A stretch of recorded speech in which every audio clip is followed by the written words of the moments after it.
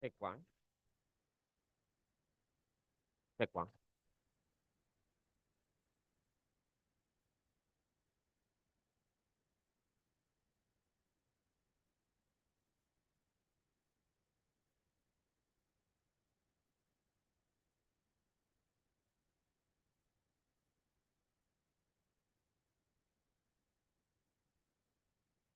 Right.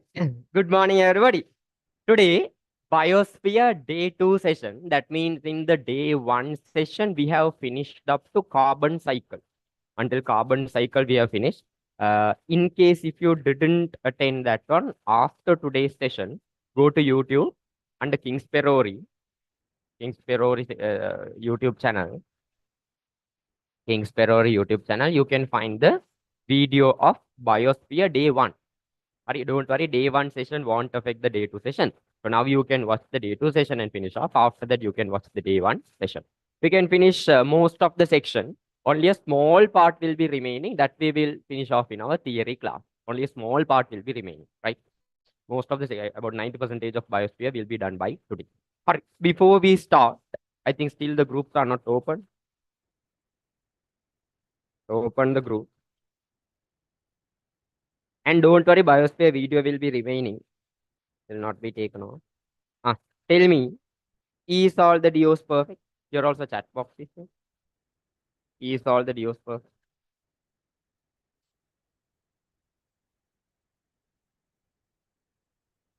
YouTube people also.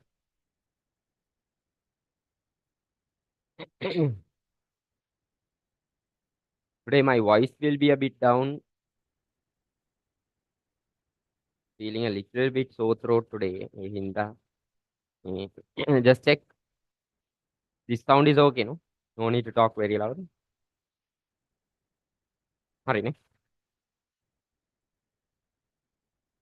Hurry. Groups are open. Yeah. In case if the sound is too low, tell me. Do we have class on Thursday? Thursday is what? No, what the class is there?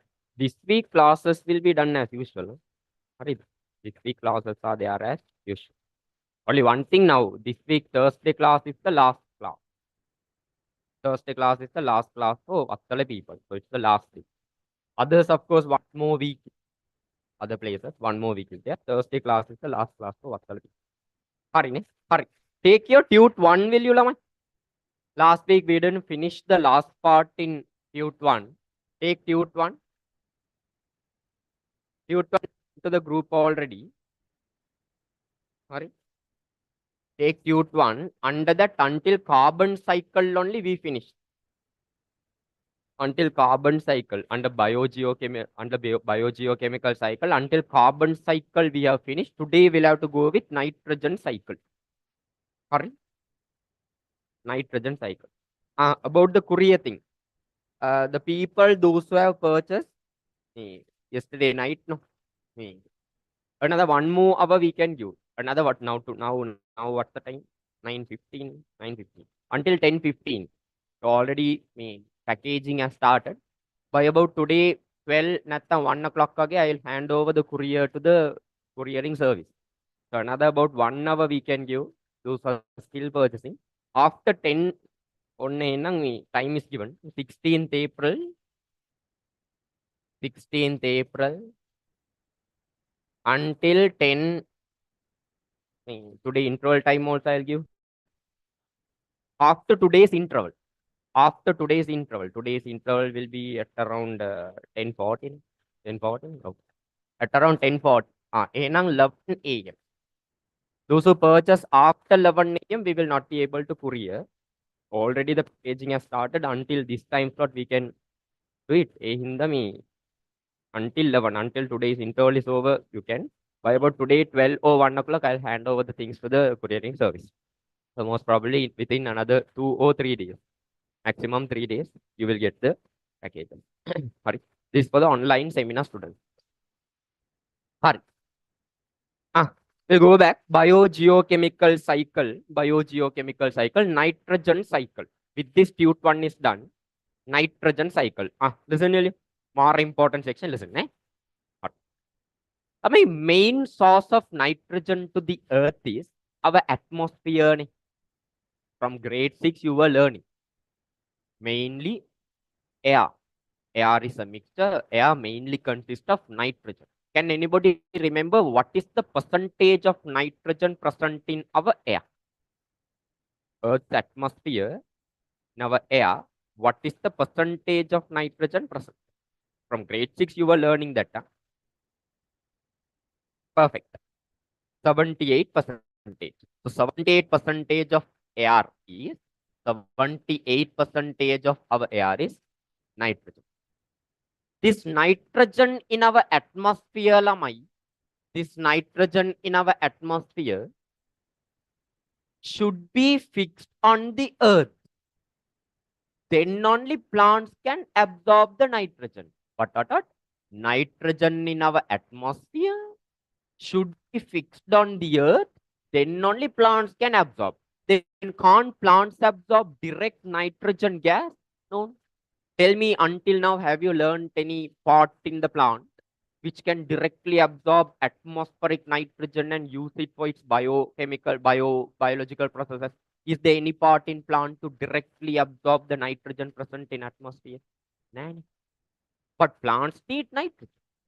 Plants can't directly absorb the nitrogen present in our atmosphere.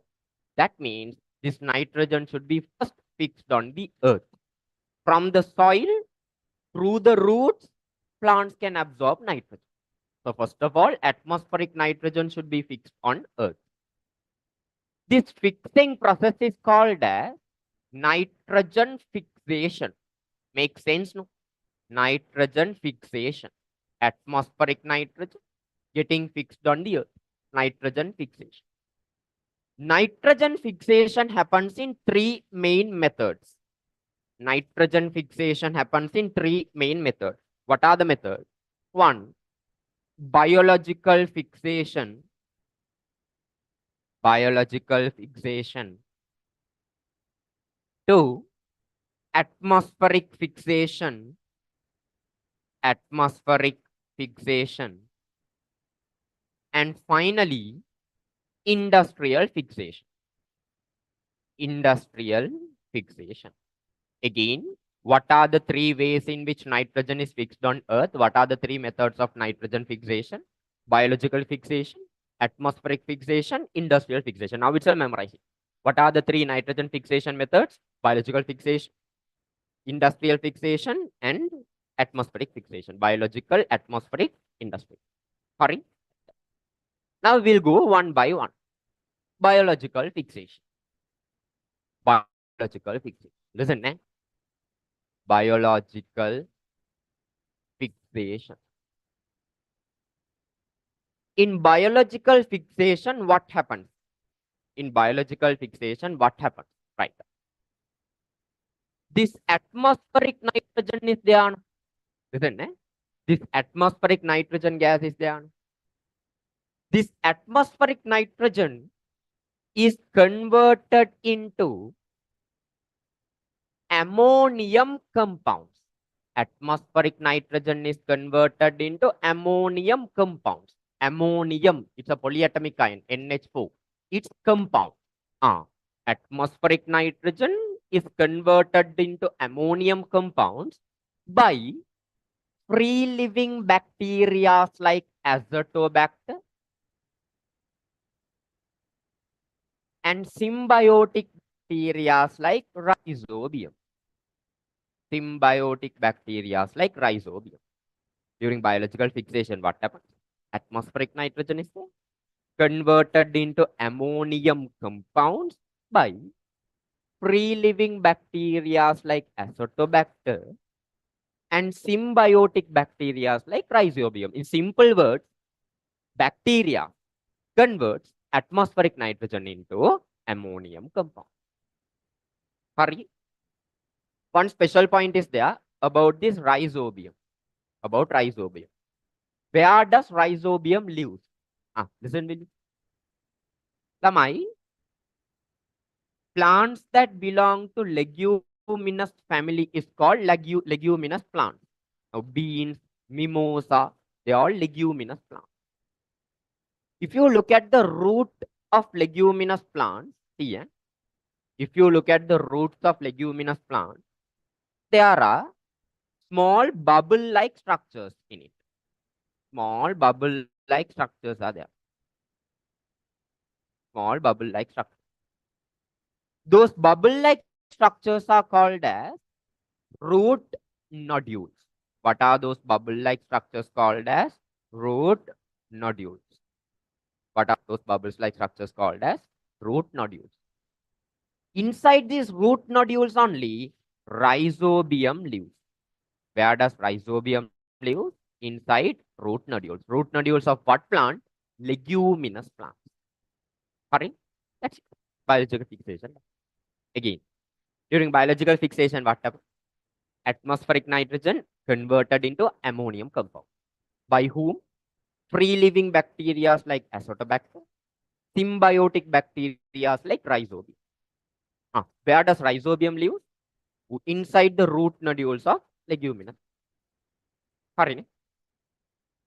That's it about biological fixation. That's it about biological fixation. Next, going to atmospheric fixation. Atmospheric fixation. Atmospheric fixation. Now listen to me. Nitrogen is present in our atmosphere, no lamai. This nitrogen during lightning, during what? During lightning, reacts with oxygen and forms its oxide. Nitrogen has two oxides, nitric oxide, this is NO, nitric oxide,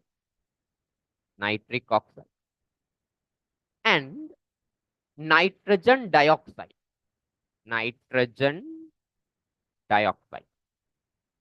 This is second method, nitrogen dioxide, nitrogen dioxide. So what happens during atmospheric fixation? Atmospheric nitrogen is there. During lightning, it reacts with oxygen, forming nitric oxide, nitrogen dioxide. That's it, atmospheric fixation. During lightning, nitrogen converts to nitric oxide and nitrogen dioxide. Finally, industrial fixation. Industrial fixation. Finally, industrial fixation. In industrial fixation, what happens? There are fertilizer producing industry. Now, Lakpohora. It's a fertilizer producing industry in Sri Lanka. Sorry, Lakpohora. So, like that, fertilizer producing industries are there. What do?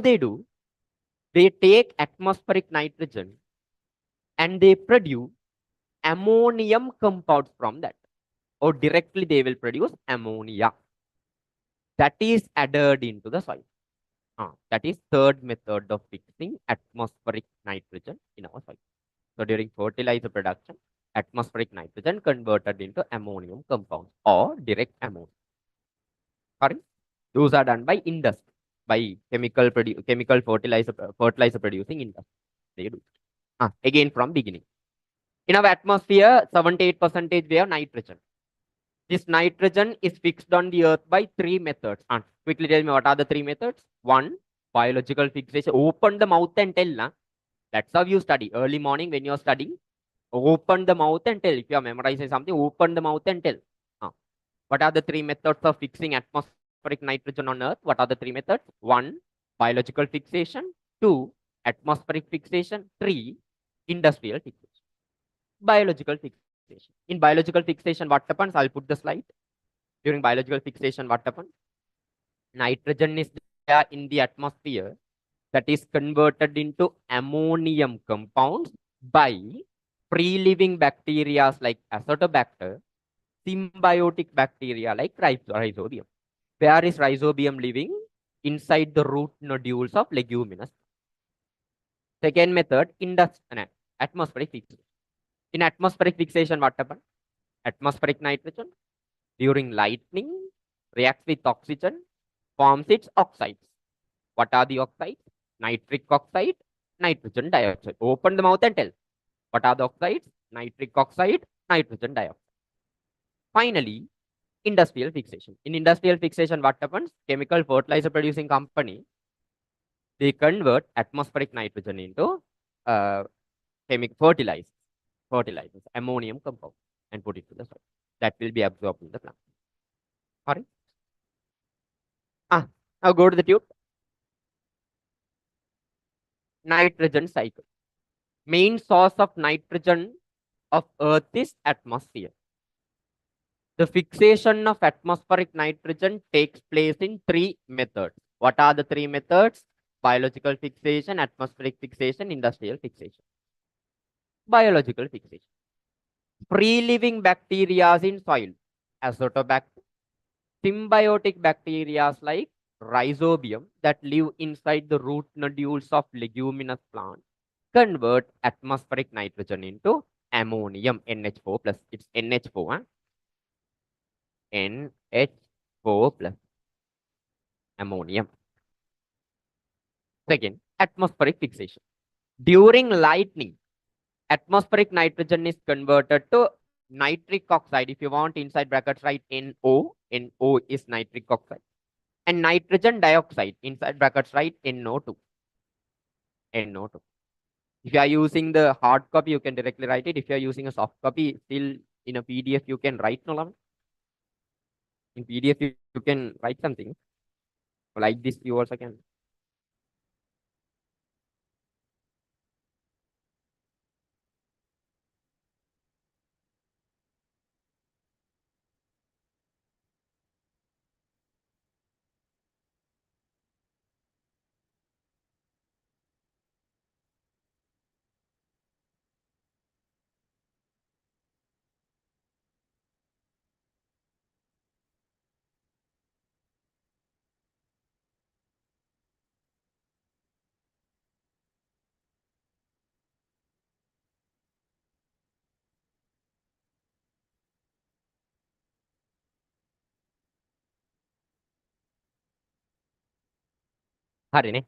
Next, industrial fixation. Atmospheric nitrogen is converted to nitrates during industrial production of chemical fertilizer. Nitrates can actually converted into ammonium compounds.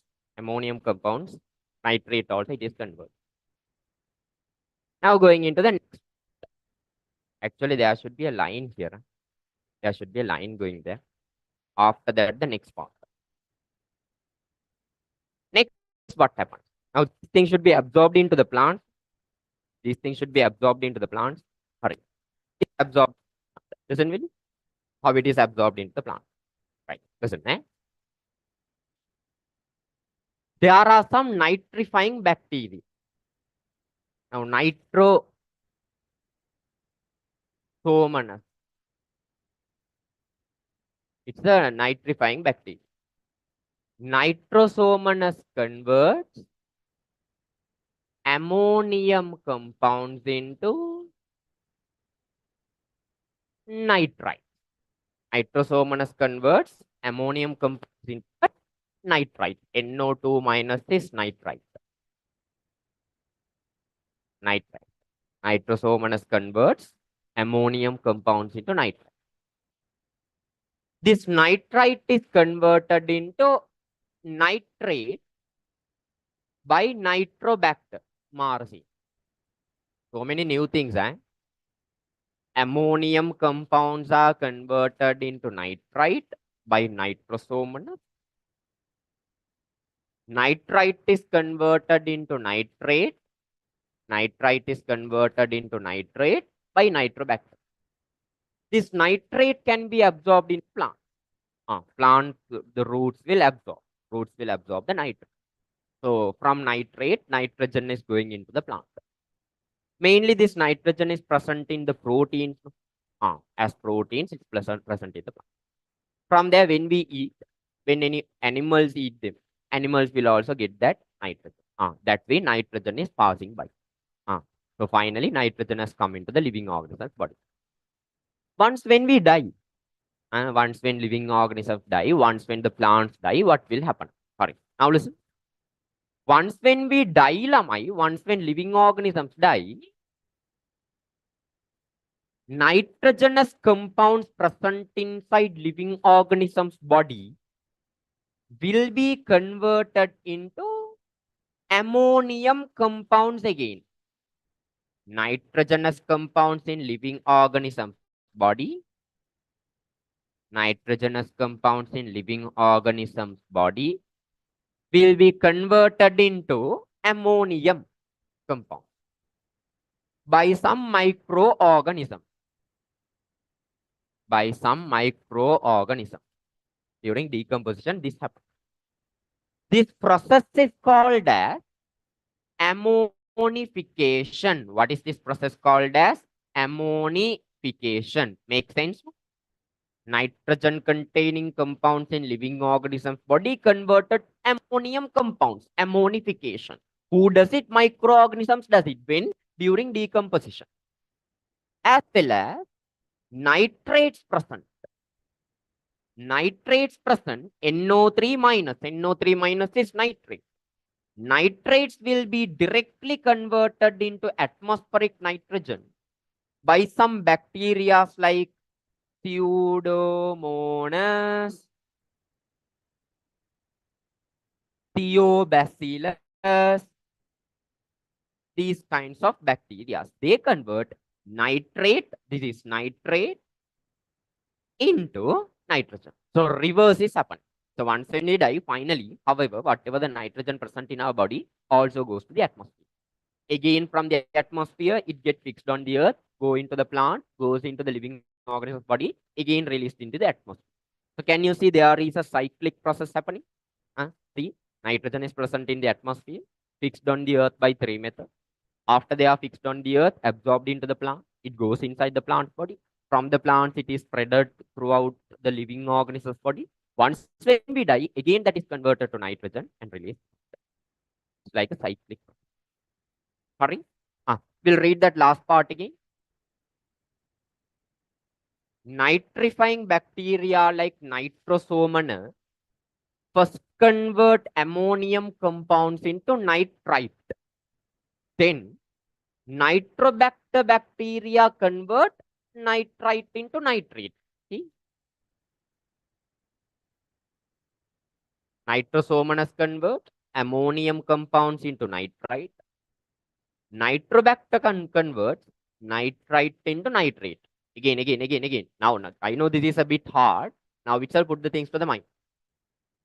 Nitrosomonas convert ammonium compounds into nitrite. Nitrite first. Nitrobacter convert nitrate into nitrate. Again, one more time. Slowly tell this. Nitros convert ammonium compounds into nitrite. Nitrobacter convert nitrite into nitrate. So like three steps. Ammonium into nitrite, nitrite into nitrate. What are the two bacteria? First Nitrosomonas, second Nitrobacter. We'll read that part. Again, we'll read that same part. Nitrifying bacteria like Nitrosomonas first convert ammonium compound into nitrite. Inside brackets, write the formula and key. Nitrite is NO2 minus. NO2 minus. Inside brackets, write and key. And then Nitrobacter bacteria convert nitrite to nitrate. NO3 minus. First NO2 minus and then NO3.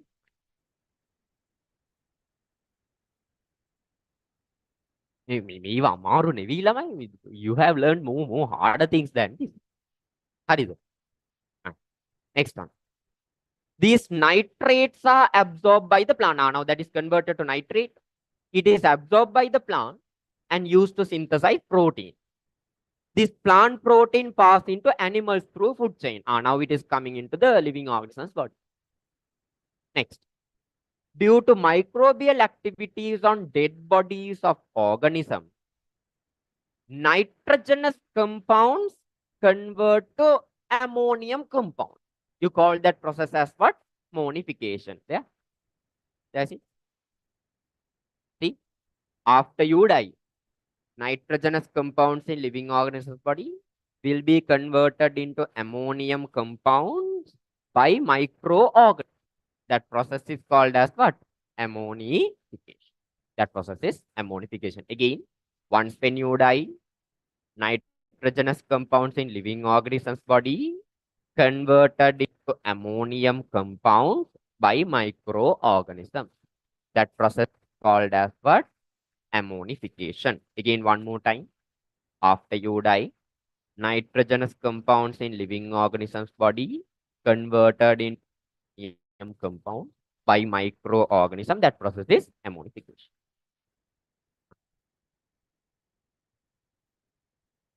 That is ammonification. Finally, denitrifying bacteria like Pseudomonas, Theobacillus, underline those names and keep Pseudomonas, Theobacillus. So highlight it and keep Pseudomonas, Theobacillus. Convert nitrates back to atmospheric nitrogen. Pseudomonas and Theobacillus convert. There you go. Monas and Theobacillus convert nitrate NO3 minus to atmospheric. So again, it has gone to the. So a little bit of things are there to memorize. First time, if you are learning, it will be a little bit hard. Everything once when you go through this about 2 or 3 times, it's in the mind. Again, we'll go through. See, yeah, this part is only little bit different. Sorry, now listen.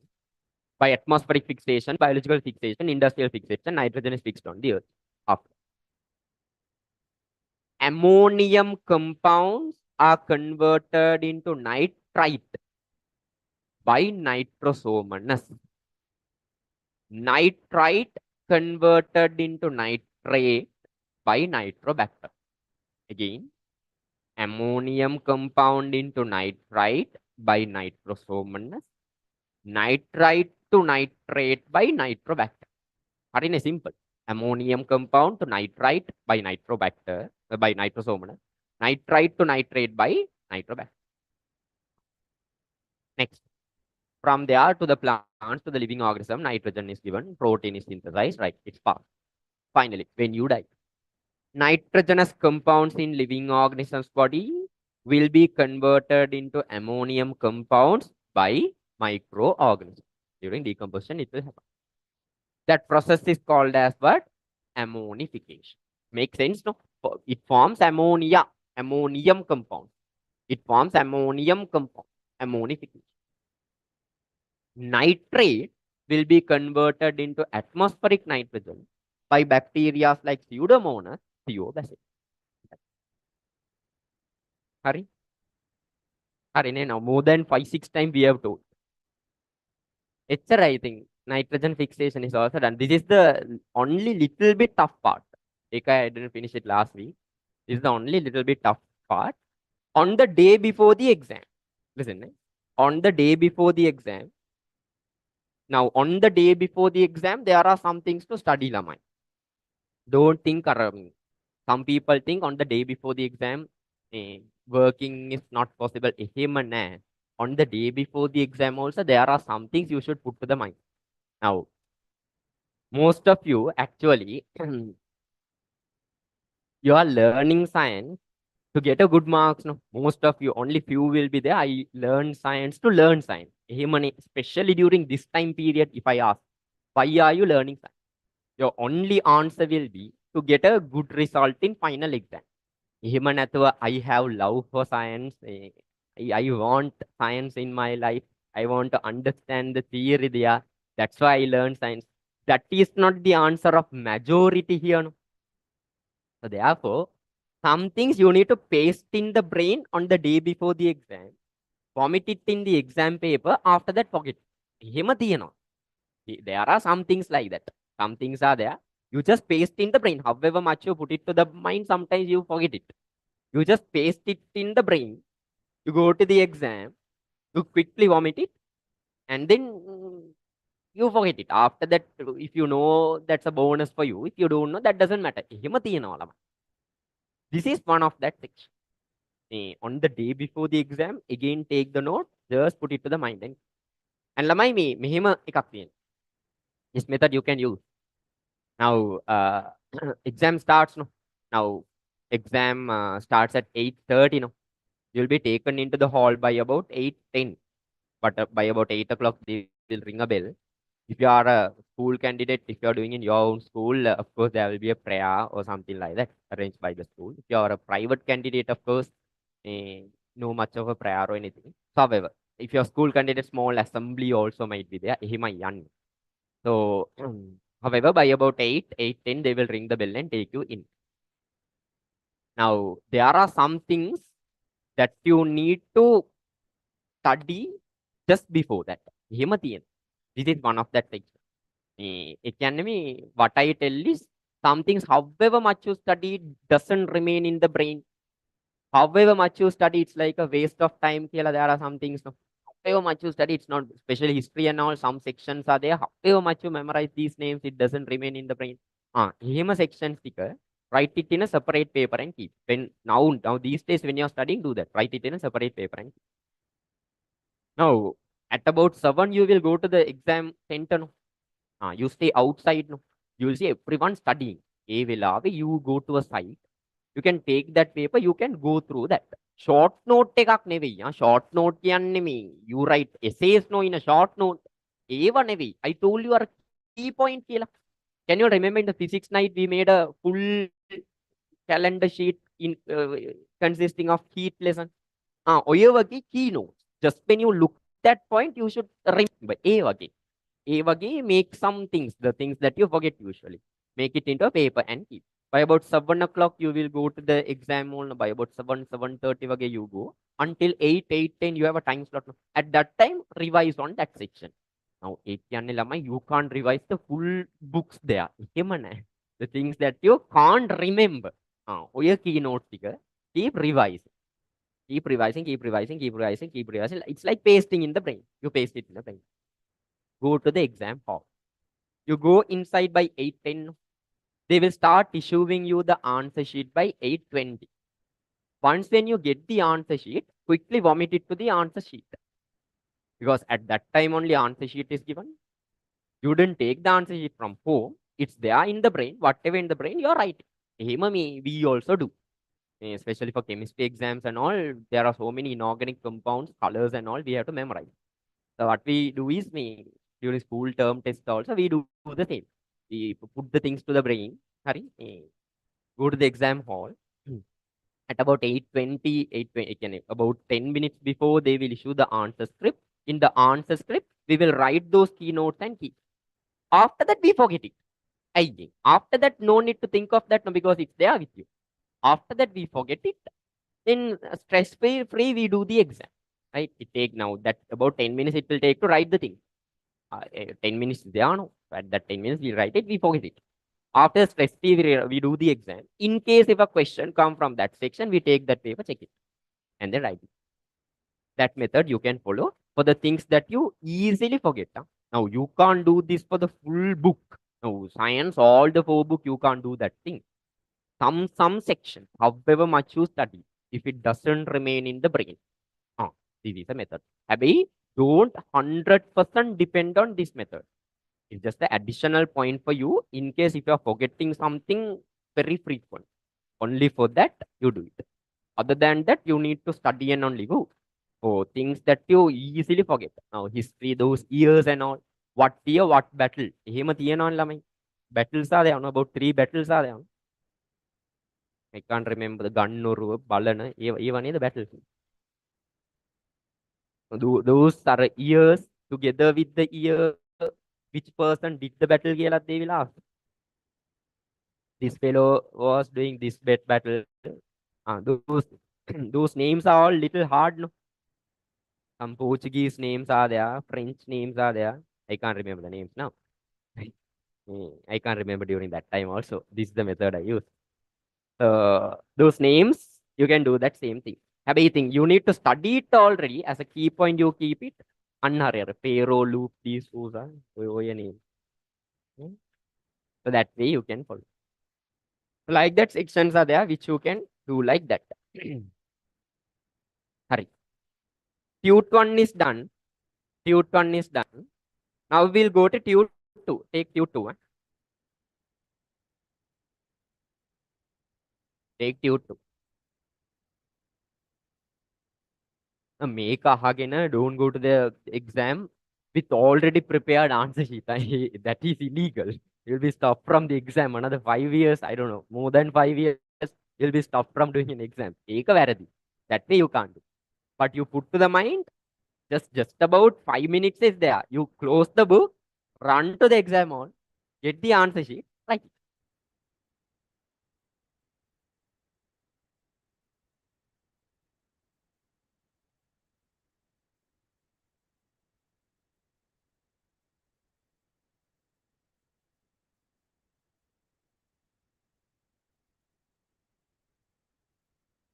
Okay. So that way you can do.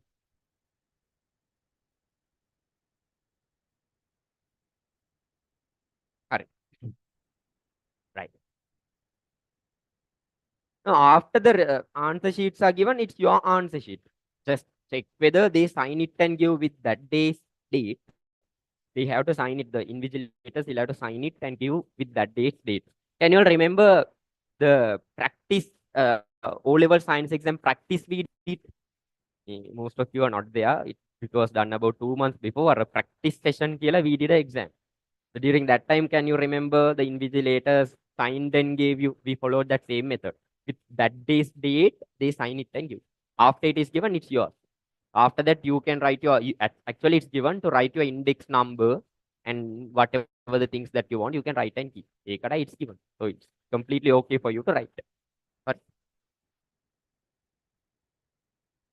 hmm, sorry, take your tube 2, Biosphere tube 2. Now, tube 2 lamai nothing to study newly. It's just a reading part. Now the class is going to be like a story class, storytelling class. Only some things are there to explain. So many things to read. This biosphere lesson is like that. Until nitrogen cycle only, there is something to study. After that onwards, it's just reading. Sorry. Different environmental pollutants and their effects. Environmental pollution. Now, what is this environmental pollution? Means simply think pollutants are released into the environment and environment become polluted. That is environmental pollution. And pollutants, once when they are released to the environment, it becomes polluted. That condition is environmental pollution. Simply, you can think discharge of pollutant which cause deleterious effects on natural environment is called environmental pollution. Now, without looking, tell me what are the three ways of environmental pollution? What are the three ways of environmental pollution? All even unknown. Those are not new things. What are the three ways of environmental pollution?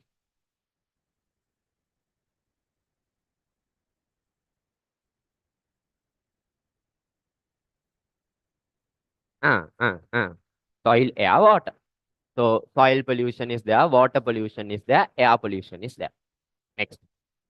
There are different types of waste material involved in environmental pollution. Right. What are the things that can cause environmental pollution? One, agrochemical. From agriculture, chemicals that are released. Agrochemical. Industrial waste. Waste that is released from industry. Greenhouse gases. About that, there is something to learn. About this greenhouse gases, there is something to learn. Greenhouse gases. Heavy metal, something new for you. Particulate matter, something new for you, but simple concept. Domestic waste. Now, what do you mean by domestic? When you hear that word domestic, what comes into the mind?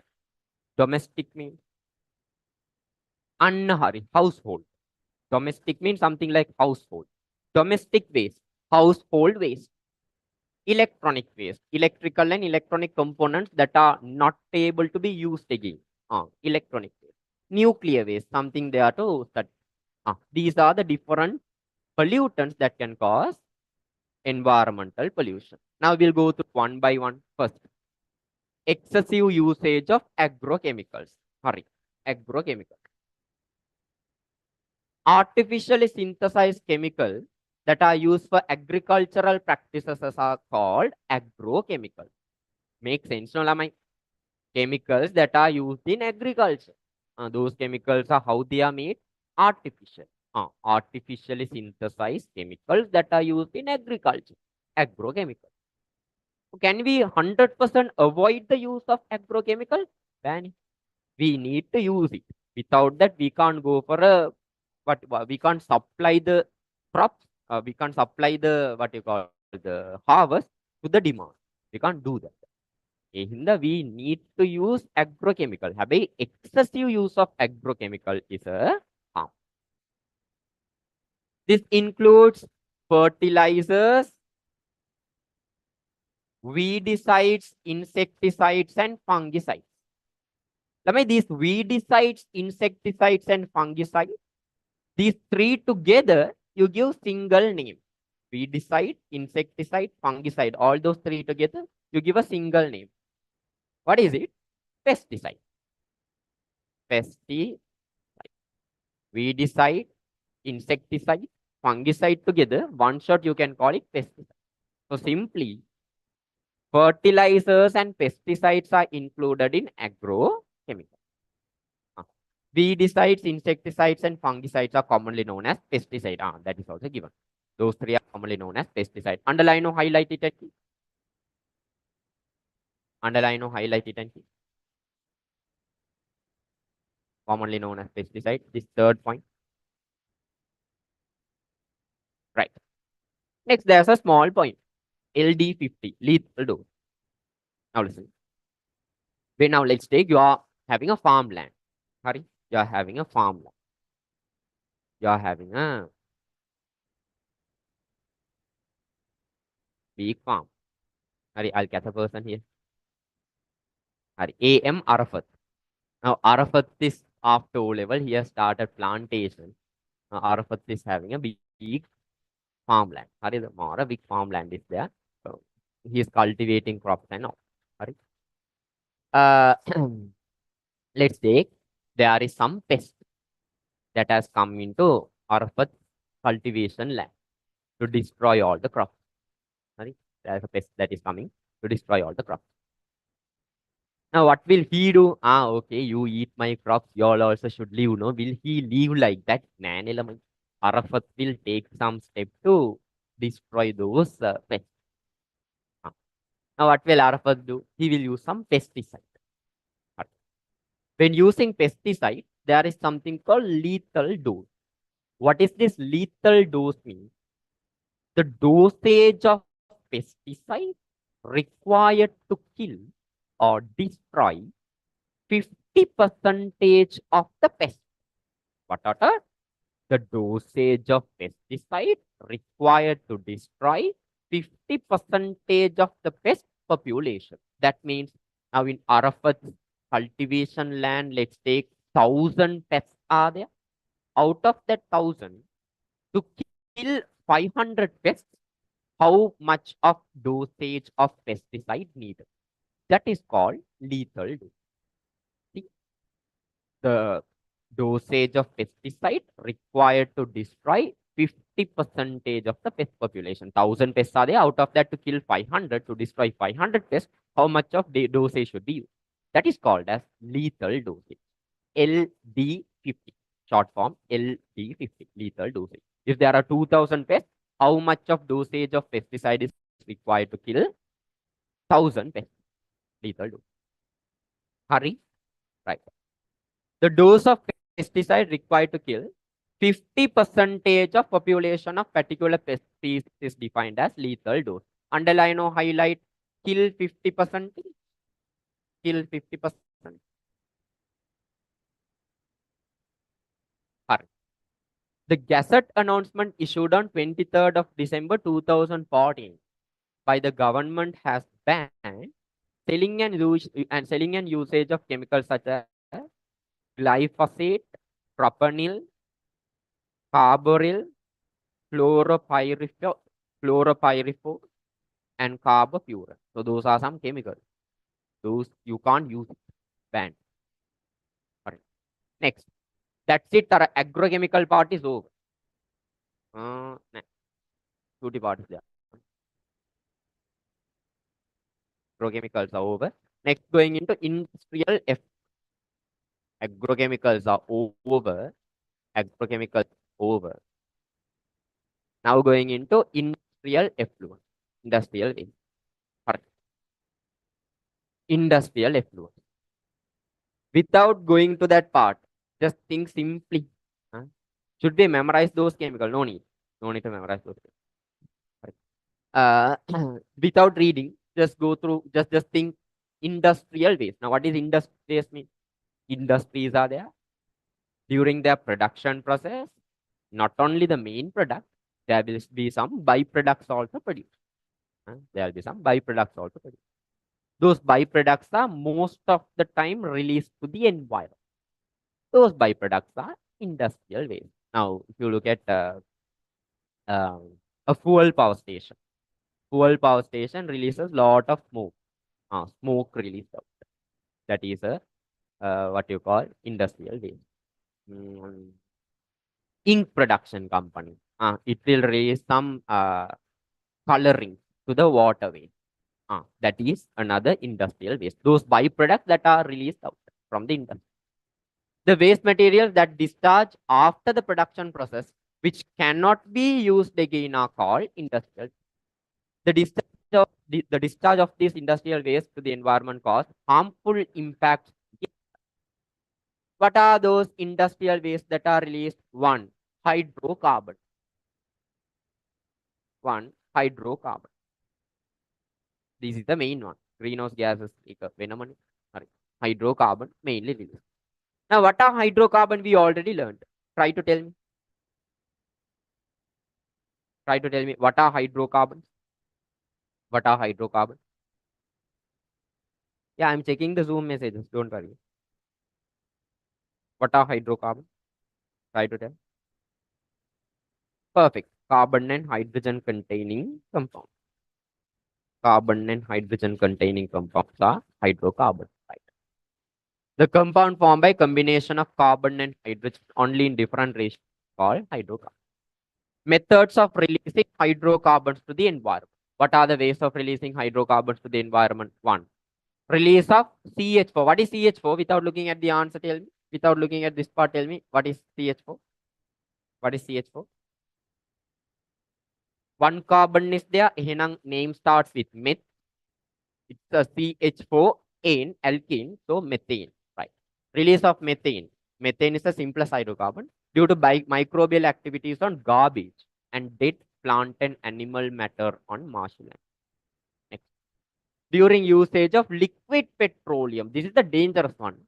When you use liquid petroleum, LP gas, petrol, diesel, like crude oil, mainly hydrocarbons are released out. Petrol, diesel, kerosene as well, that are obtained by fractional distillation of crude oil. During usage of lubrication oil and grease, which are products of fractional distillation. Basically, this crude oil, it mainly contains hydrocarbon. When you use it, lot of harmful substances are released to the environment. Correct? Right. Those are the things that are released out. Next, going to emission of greenhouse gases. Industrial waste done. Next, going to greenhouse gas. Hurry. About that, there is something to learn. About that, there is something to learn. Hurry. Now listen. There are some gases. There are some gases. I'll tell those gases later. There are some gases. In our Earth's atmosphere. Listen very carefully. There are some gases in our Earth's atmosphere. Those gases have a special ability. What's the ability? They can absorb solar heat. What can those gases do? They can absorb solar heat. Solar heat means heat from the sun. Heat from the sun. Some gases are there. They can absorb it and keep. What are those gases? Carbon dioxide. It can absorb solar heat. Methane can absorb solar heat. Oxides of nitrogen. Oxides of nitrogen. Nitric oxide, nitrogen dioxide. Oxides of nitrogen. Oxides of nitrogen. Sulfur dioxide. Chlorofluorocarbon. Water vapor. These are all gases that can absorb solar heat. Therefore, you give a special name to these types of gases. What's the special name? Greenhouse gases. What house gases? Greenhouse gas. So what's the special ability that greenhouse gases have? They can absorb solar heat and trap it. So once when sun's heat comes in, they will absorb and trap it and keep. Is it useful? Yes, of course. Now, during night time, during night time, even though solar heat is not directly present, still our Earth's atmosphere is warm. No, lamai. Now, sometimes some people can't sleep without a fan. So, Colombo, you all tell me, can we sleep without a fan? Without a fan, can we sleep? Can we sleep without a fan? No. Why? Why can't you sleep without a fan? One reason, mosquito keep the sight. Can be also. What's the reason? Because of heat.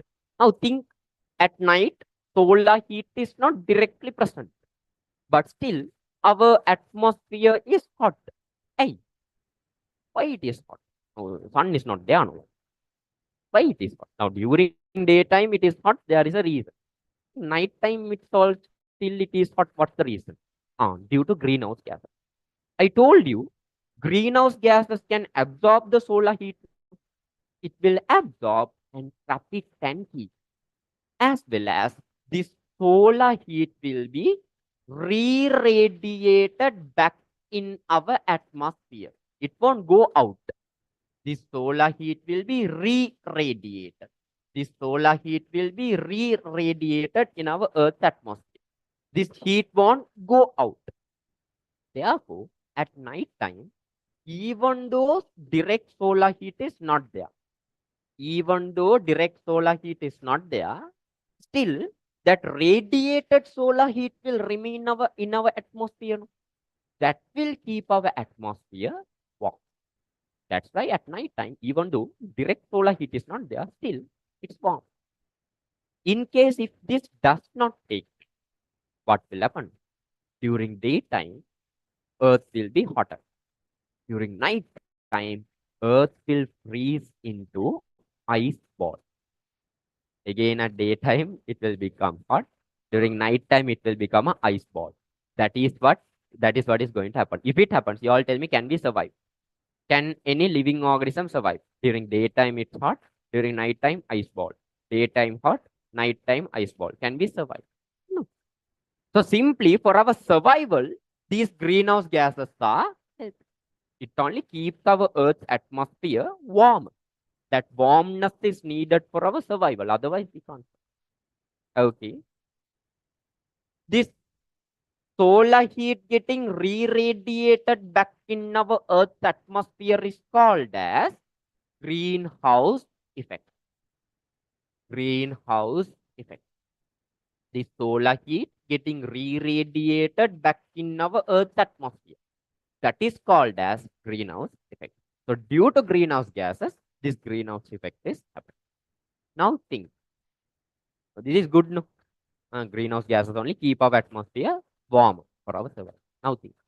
In case if the level of greenhouse gases increases more than the required amount, if it increases more than the required amount, tell me what will happen to Earth's atmospheric temperature? Think and tell me. If the amount of greenhouse gases exceeds more than the required amount, what will happen to Earth's atmospheric temperature? Simply think. When those gases are more and more solar heat will be trapped, then guaranteed the temperature will increase. If it increases more than the required amount, you call that as global warming. So that is something problematic. Global warming is problematic. Don't think greenhouse effect is problematic. Nah. Greenhouse effect is needed for our survival. Without greenhouse effect, we can't survive. It's a very important MCQ point. Huh? Greenhouse effect, not bad. It is needed for our survival. But excess greenhouse gases will cause global warming. Global warming is only bad. Global warming only harm. It increases the temperature of the earth to a higher level. Then once when that happens, what will happen? The glaciers will start melting. In the North Pole and South Pole, we have glaciers. They will start melting. That means ice mountains are melting. When ice mountains melt, amount of water in the sea will increase. Sea level rise.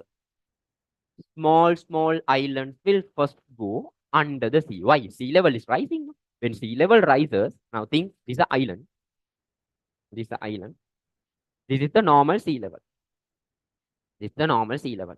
When sea level rises, what will happen to the island? Island will get covered by the sea. First the small islands will go under the sea. Then big islands, even continents can go under the sea once when it happens more and more. So first that happens. Next, we will lose our habitat to live. Earth's atmospheric temperature is increasing to a greater amount. Plants, animals will die. We can't survive. Droughts, no water, all those stuff. So that happens due to global warming. So remember, global warming is only bad. Is greenhouse effect bad? No, it is needed for our survival.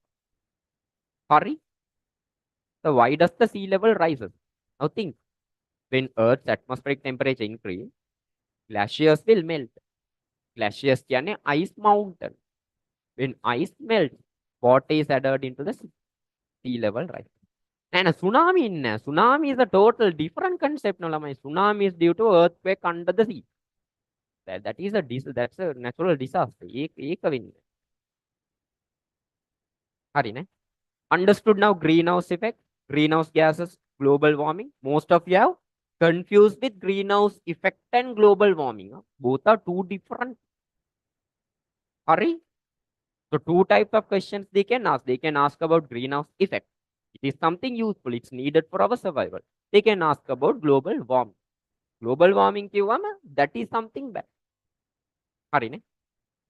Now we will read. Remember the gases are mainly carbon dioxide and of course CFC, chlorofluorocarbon. What releases CFC? What releases CFC? Mainly CFC gas is released from refrigerators and AC. Cooling substances, cooling things, cooling equipment. They will not release CFC gas. Sorry. Sorry. Right. Now we'll go back. Give me some time, Lamai.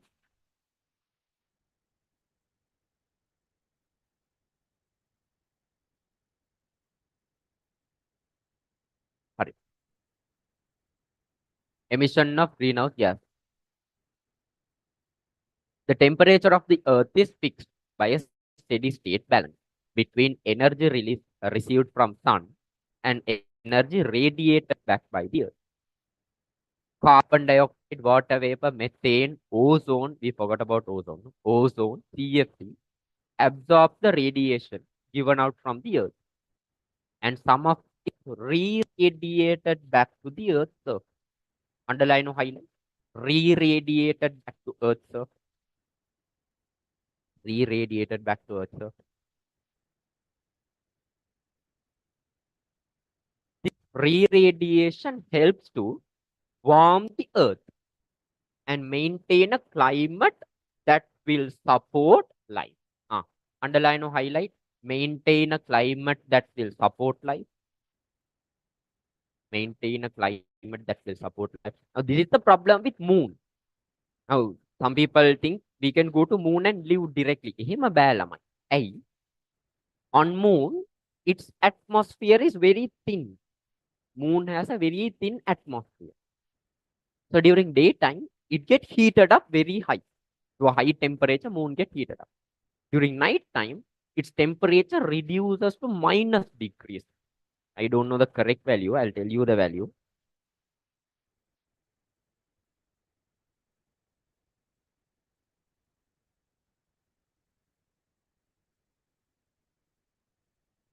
So it goes up to -173 degrees Celsius. Moon at night time until -173 degrees Celsius, the temperature goes. During daytime, it gets heated up. During night time, it becomes -173 degrees Celsius. Then you all tell me, Can you directly go to moon and live? Can you directly go to moon and live? No. Hey, greenhouse effect is not happening properly there. So if you are, actually, if humankind wanted to go to moon and live, main place where we can live is Mars. Mars has more suitable condition. If we are to go to moon and live, first of all, we should build the atmosphere there. Those are more big physics concepts. Huh? We have to first construct the atmosphere there, right? We have to do reactions, release gases. It takes a long period of time. Create an atmosphere suitable for our life. Bring the temperature to a level that is suitable for our life. Then how did Neil Armstrong go? That's a question.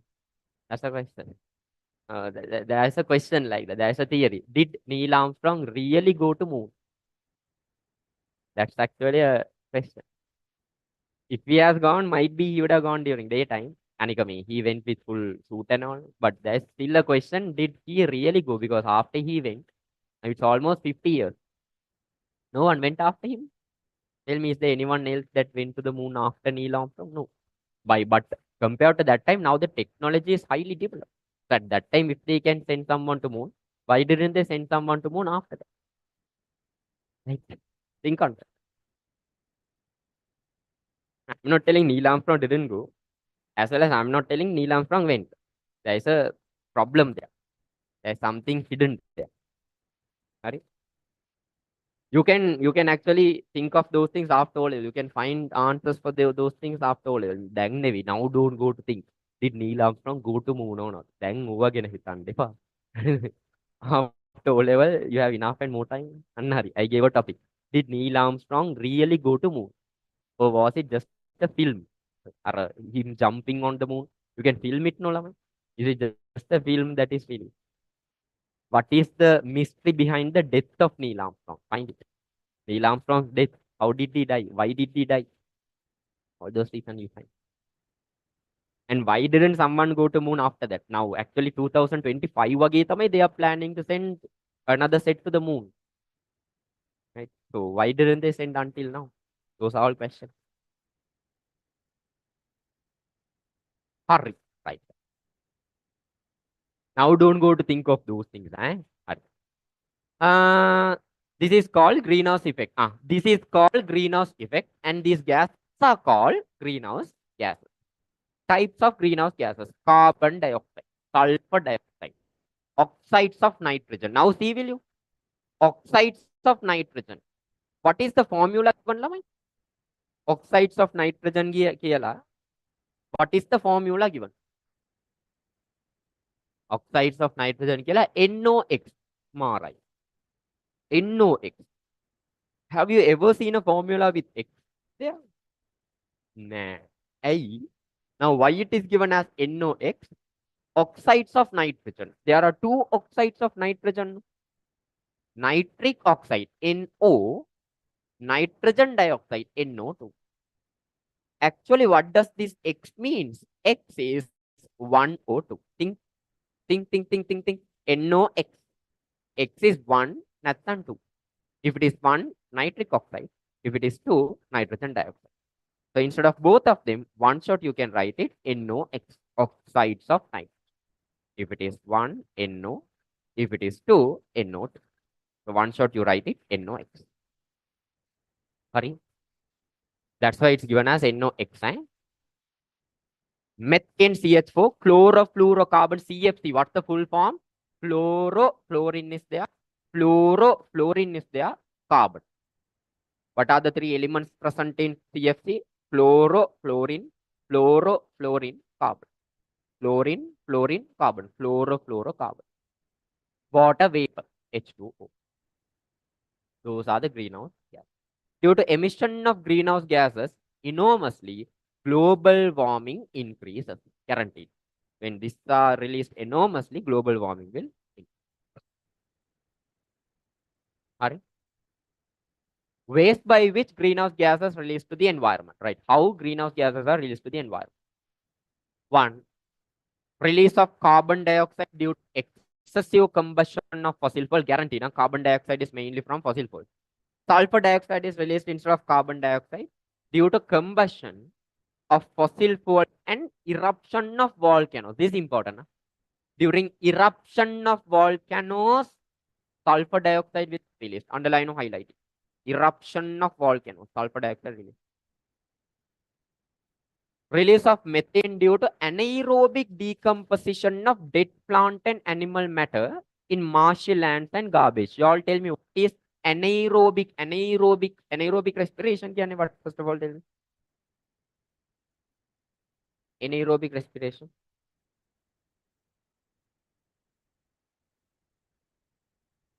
Respiration that happens without oxygen. Respiration that happens without oxygen. So there are some microorganisms that can do anaerobic respiration. They decompose dead plants and animal matter in marshy lands. During that time, they release methane. CFC is released when using refrigerators and air-conditioned appliances. CFC, chlorofluorocarbon. From these are ACs, refrigerators. Next, that's it. Greenhouse gases are done. Greenhouse gases done. Next, going to heavy metal. The heavy metal. Now, what are heavy metal? What are heavy metals? No. Don't think heavy metals give metals that are heavy. Don't think that. Heavy metals means what? Actually, there is no proper definition for heavy metal, but we can build a definition like heavy metals mean heavy metal. Heavy metals are metal whose relative molecular mass is high and density is high. Metals whose relative molecular mass is high and density is high, you can call them heavy metals. Metals whose relative molecular mass is high, density is high, you call them heavy metals. There is no any border for this now. Relative molecular mass high above what value? There is no border. That's why I told you, no proper definition. Relative molecular mass high.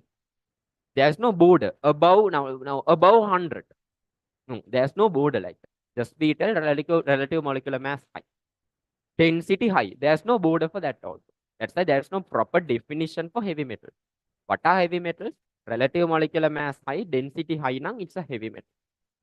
Mercury, cadmium, copper, what you call lead. Those are some heavy metals. There's no border for that. Most of the metals that has somewhat high relative molecular mass and high density, you can call them heavy.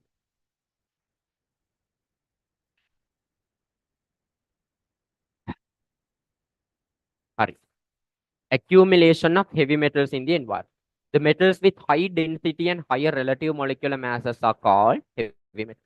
Discarded metal items, instruments, and parts of vehicles that contain heavy metals accumulate in the environment. Some types of heavy metals: mercury, arsenic, chromium, cadmium, lead, copper, manganese. Magnesium never. Magnesium is not a heavy metal. Manganese, zinc, manganese. These are some. Methods by which the heavy metals are released into the environment. This is important. Make anivaram memorize it. This one guaranteed memorize it. Thank you. Release of industrial waste, waste of zinc mines, electroplating, and cadmium released during production of orange colored pigment. Due to excessive usage of agrochemicals. What is released? Arsenic is released. During excessive use of agrochemical, what is released? Arsenic is released. Release of lead from petrol. Lead mixed petrol. Lead is released from petrol. Arsenic is released from agrochemical. May what highlight it and keep whatever I am highlighting, you also highlight it and arsenic from agrochemical, lead from lead mixed petrol.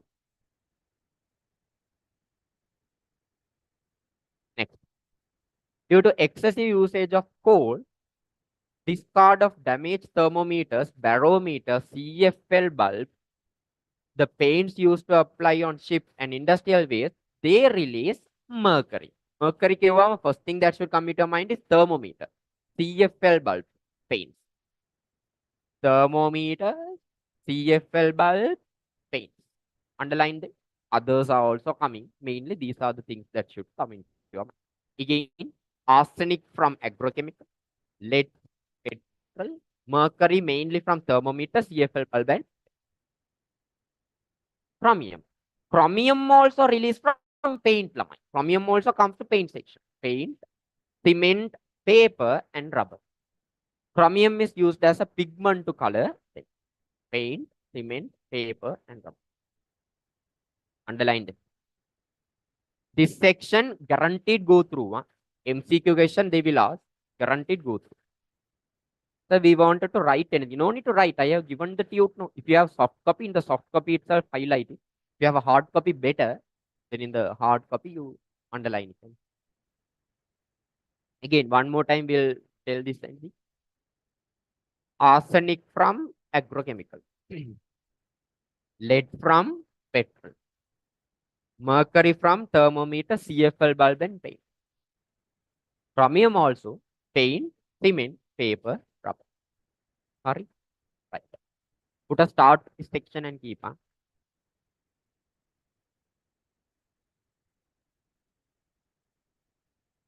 Okay. That's it. Heavy metal part also done.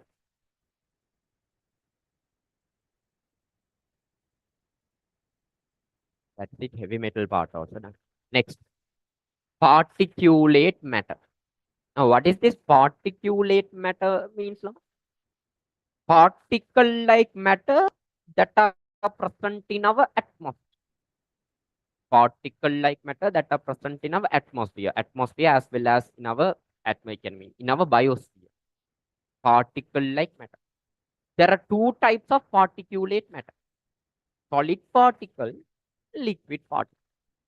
Solid particles are also there. Liquid particles are also there. Most of them are harmful. We'll go through particulate matter.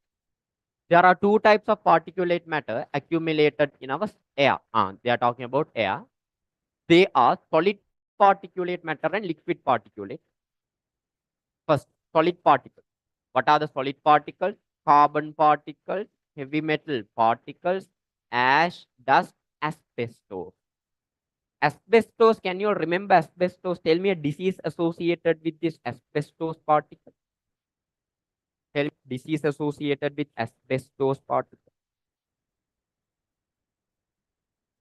Now, what should come into the mind. Tell me a disease associated with asbestos particle. Perfect. Asbestosis. It's a respiratory disease. Very good. It's a respiratory disease. Liquid particle. Water droplet, liquid organic particles, and mercury droplet. These are liquid particles. These are all particulate matter present in our air. Again, particulate matter, you have two types of particulate matter, solid particulate matter and liquid particulate matter. What are the solid particulate matter? Carbon particle, heavy metal particle, ash, dust, asbestos. Liquid particles, water droplet, liquid organic compounds, and mercury droplet.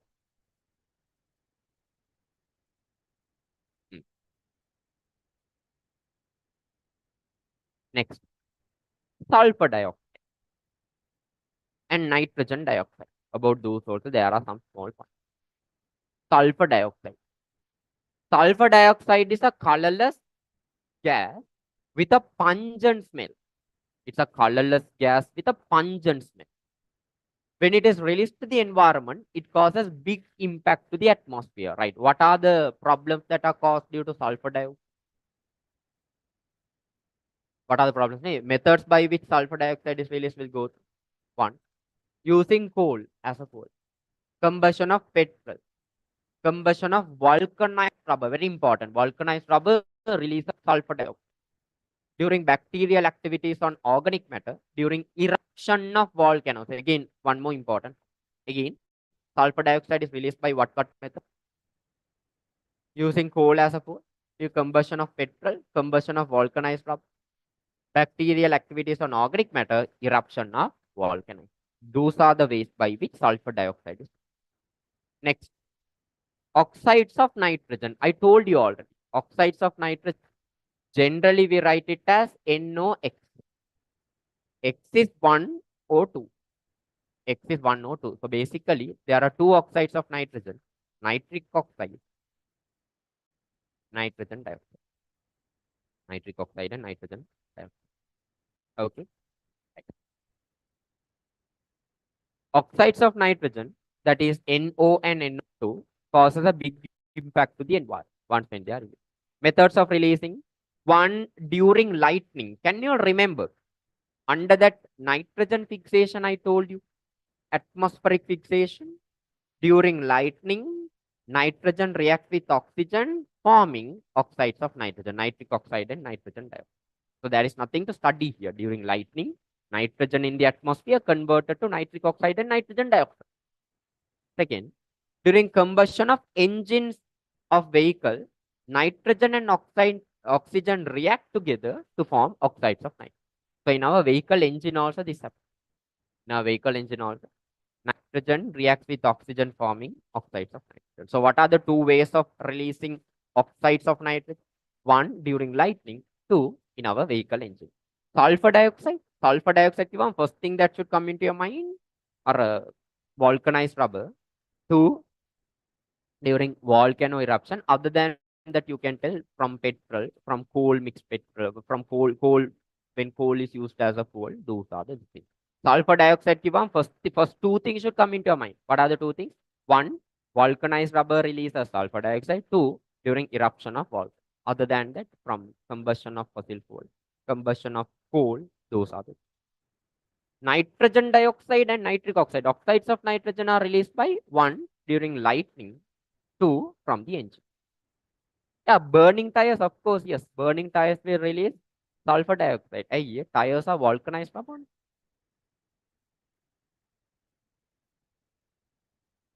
So what are liquid organic particles? Organic substances that are present as liquid droplets are liquid organic particles. Organic substances, carbon containing organic substance. Now, petrol droplet, kerosene droplet. Oh.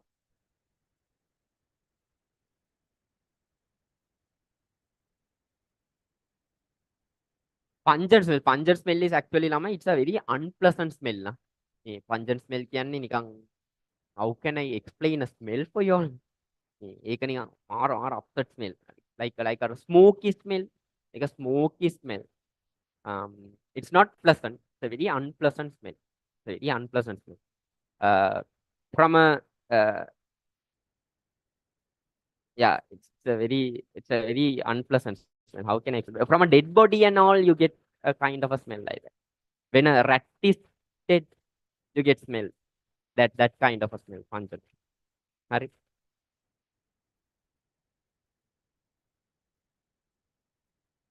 Ah, that is also done. Heavy metals done, particulate matter done. Next, going to domestic waste, neither. Is it there? No. Yeah, domestic neither. Nah, ඒකට කලින් there is a small section. Acid rain. Acid rain. Hurry. Acid rain part, listen. Acid rain part is a good part. Listen. More part. Listen very carefully. Our atmosphere consists of carbon dioxide. In our atmosphere, there is carbon dioxide. Carbon dioxide is a acidic gas. In a 1000 MCQ session also, I explained about carbon dioxide is a acidic gas. Carbon dioxide is a acidic gas. Now listen. During rainwater dissolves with carbon dioxide. During normal natural rain. Sorry. During normal natural rain, rainwater dissolves with carbon dioxide. When rainwater dissolves with carbon dioxide, now think, carbon dioxide is acidic. When water dissolves with carbon dioxide, guaranteed our natural rain will be also acidic. Think practical. When rainwater, normal rainwater, when it dissolves with carbon dioxide, natural rain will be also acidic. The normal rain that we get, normal natural rain that we get, it's already acidic. Not very acidic, somewhat acidic. Yeah, carbonic acid. It's somewhat acid. This is natural rain. Together with that, together with that, when sulfur dioxide, sulfur trioxide, so three, sulfur di means two, no, dioxide, sulfur tri means three, no, sulfur trioxide, and nitrogen dioxide like gases mix. Acidity of the rain will increase. But together with the natural rain is already acid. Sulfur dioxide, sulfur trioxide, nitrogen dioxide like gases dissolve. Acidity of the rain will increase further. Such a rain is called as acid rain. So remember, natural rain is already acidic. Together with that, when sulfur dioxide, sulfur trioxide, nitrogen dioxide like gases dissolve, acidity of the rain will increase furthermore. Such a rain is called acid. Now I will tell how sulfur dioxide, sulfur trioxide, nitrogen dioxide increase the acidity. Now listen how sulfur dioxide, sulfur trioxide, nitrogen dioxide increase the acidity. This one you can write it and keep on. After I write, I'll give some time, write it and attach it and keep on. Listen first. How sulfur dioxide increases the acidity. Listen very carefully. How sulfur dioxide increases the acidity of the rain. Listen. Listen. When sulfur dioxide dissolves with rainwater. When sulfur dioxide dissolves, not reacting. Even though I have put a plus mark, this doesn't mean it's reacting. I'll write it this way. Otherwise, you will think this is a chemical reaction. Chemical reaction nevi. These are sulfur dioxide dissolving, not reacting, dissolving. When sulfur dioxide dissolve with water, rainwater, it forms sulfurous acid. What acid? Sulfurous acid. H2SO3. Sulfurous. Sulfuric nevi. Sulfurous acid. Sulfurous acid. Sulfurous acid. This is already acid. When this sulfurous acid, when this sulfurous acid reacts with oxygen. Now reaction is happening. Sulfurous acid reacts with oxygen. Reacts with oxygen, it forms sulfuric acid, H2SO4.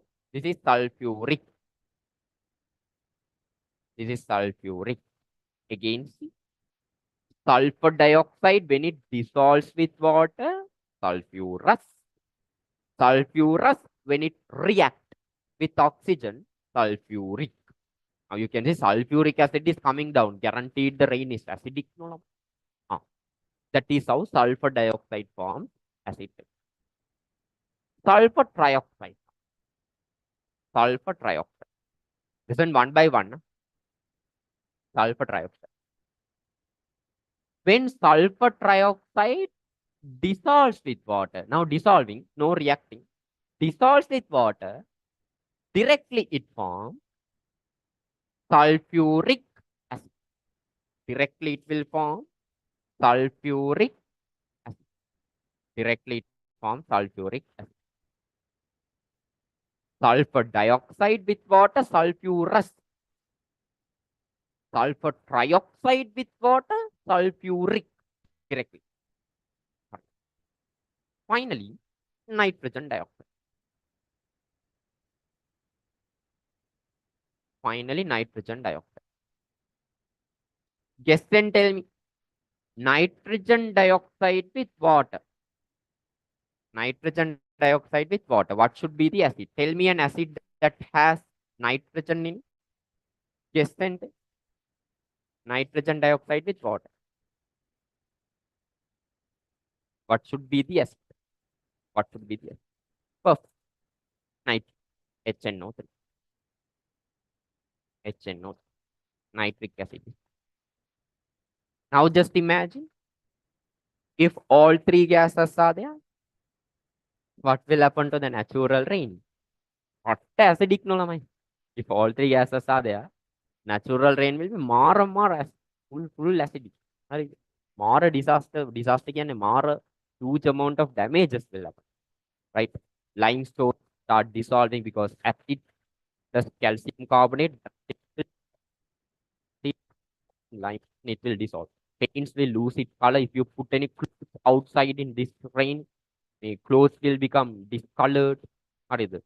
Even buildings will start to dissolve. Dissolve can fully not dissolve, slowly, part by part, it can start dissolving. If this rainwater get dissolved in the dissolve, guaranteed it will go into the rivers and sea. Acidity of rivers and sea will increase. Organisms cannot survive. Plants, when plants get this rain, acidity of the soil increases. Then once when the acidity increases, plants also cannot survive. Sorry. Yeah, statues will start. Statues are mainly made of limestones. No, they will start to dissolve. More a big problem.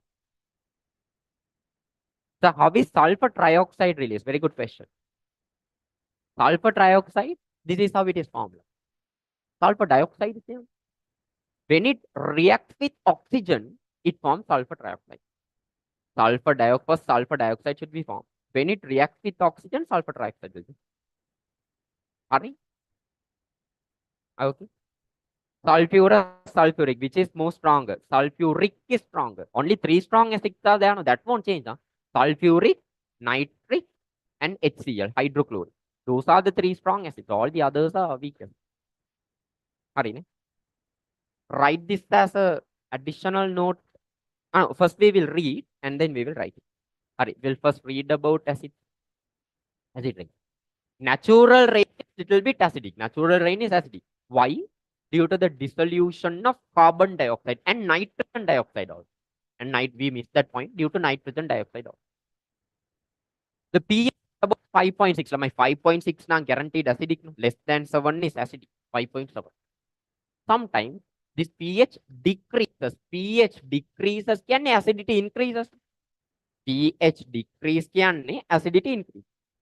Sometimes this pH decrease, that is acidity of the rain. The reason for the increase of acidity in rain is due to increase of sulfur dioxide, due to increase of sulfur dioxide, sulfur trioxide, nitrogen dioxide. Underline or highlight those three gases. Sulfur dioxide, sulfur trioxide, nitrogen dioxide in the atmosphere. Right. Next. Sulfur dioxide. First one. Sulfur dioxide is water soluble and then it makes sulfurous acid H2CO, H2SO3 with water. This sulfurous acid further oxidizes can react with oxygen to make sulfuric acid. Sulfurous forms sulfuric. Sulfuric acid is formed due to dissolution of sulfur trioxide also. Sulfur trioxide directly dissolving with water, sulfuric acid. Nitrogen dioxide helps to increase the acidity of natural rain. The acid is not given. Acid is HNO3. It forms nitric acid. Now it's given. It forms nitric acid with water. Water mixing with above acid to form rain is known as acid. It's called acid. Write this as a additional note here. Acid rain part.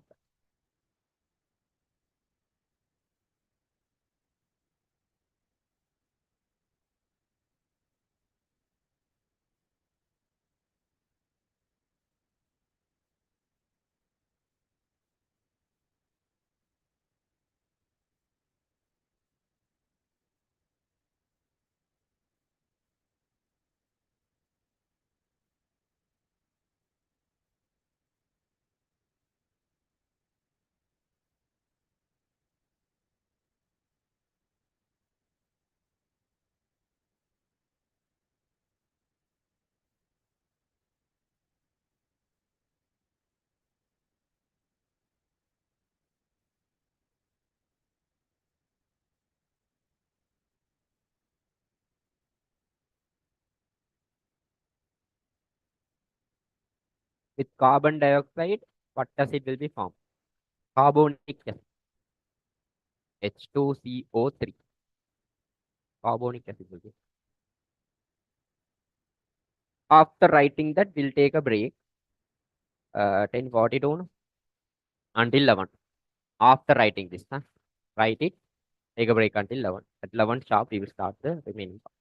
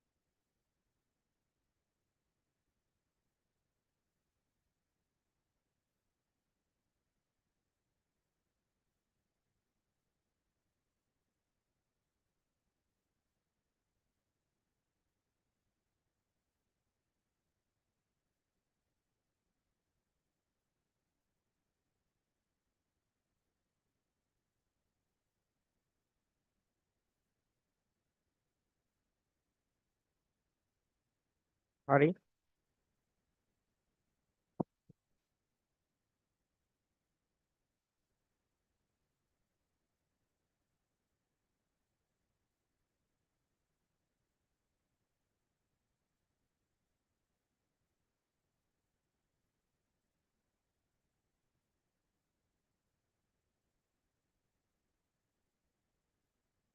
Sorry. How to remember the activity series? For that, I gave a song. Song is given. You can use that song to remember, but there are so many songs. Remember activity series. Let someone put that song to the group. Activity series. Right. Y'all wrote this, no?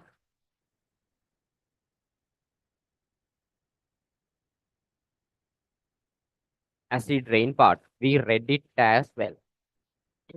We read it as well. Sorry. Adverse effects of acid rain. Now, what are the effects of acid rain? One, destruction of forests and crops, destruction of aquatic organisms due to increase of acidity in water, of course, affect the absorption of minerals by plants. Now, when the acidity increases, plants can't absorb the minerals properly. Dissolving of limestone and other rocks, destruction of metal buildings, statues, and other ruins. Some poisonous heavy metals dissolve in water and the concentration increase in the reservoir. Now, heavy metals, they can dissolve in acids. So, in acid rain, heavy metals dissolve and they get into the waterways. Those are the adverse. Next, domestic waste. Now, this is nothing big, no lamai waste that is collected in our household. Food scraps, spoiled food, plastic and polythene waste, discarded clothes, glass, porcelain item, garden waste, and human excretory matter belongs to domestic waste. These are added to the environment continuously. Now, every day, there is a set of domestic waste getting collected that is getting added to the environment continuously. Electronic waste. Electrical and electronic accessories which are stopped permanently from reselling and selling are e-waste, electronic waste, electrical items. The material released as e-waste. This is important. What are the materials released as e-waste? Very, very important part. Lead released from battery, circuit board, cathode ray tubes of computer and television. Cathode ray tubes කියන්නේ මේ ළමයි මේ there are TVs like this. I draw the side view. There are TVs like this. Have you seen side view of the TV? Now we don't use it much. These are called CRT screens. Now we use LED or LCD screens. Those are flat screen. CRT screen. Old TV. They have something called cathode ray tube inside. That cathode ray tube only produces the film or the screen there. So cathode ray tubes of computer, they all have it. Mercury. Mercury, they are in thermometer, fluorescent lamps. Very important. What is present in what? Lead is present in battery, circuit board, cathode ray tubes and computer television. Cathode ray tubes of computers and televisions.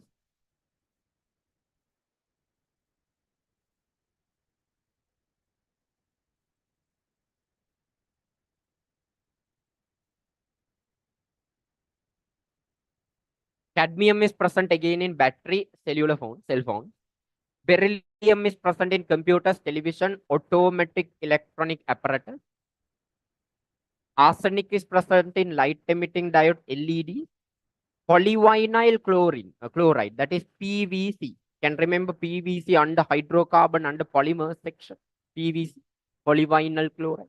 They are present in computer casing, wires, like this. Give me a second now.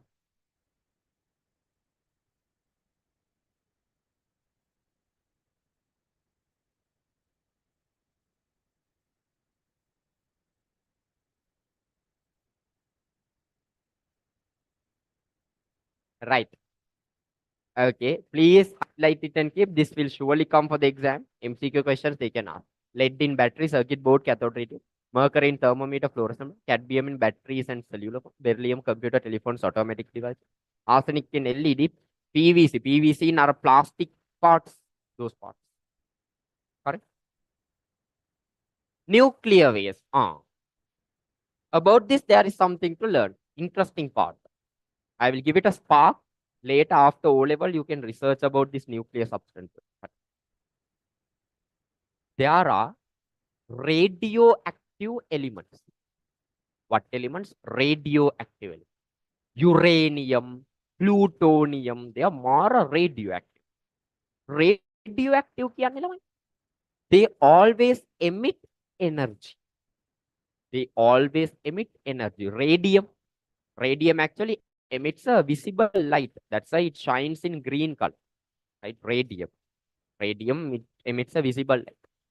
Most of these radioactive elements, they always release energy out. They release energy in different waves. Most of them release in gamma rays. Can remember gamma rays?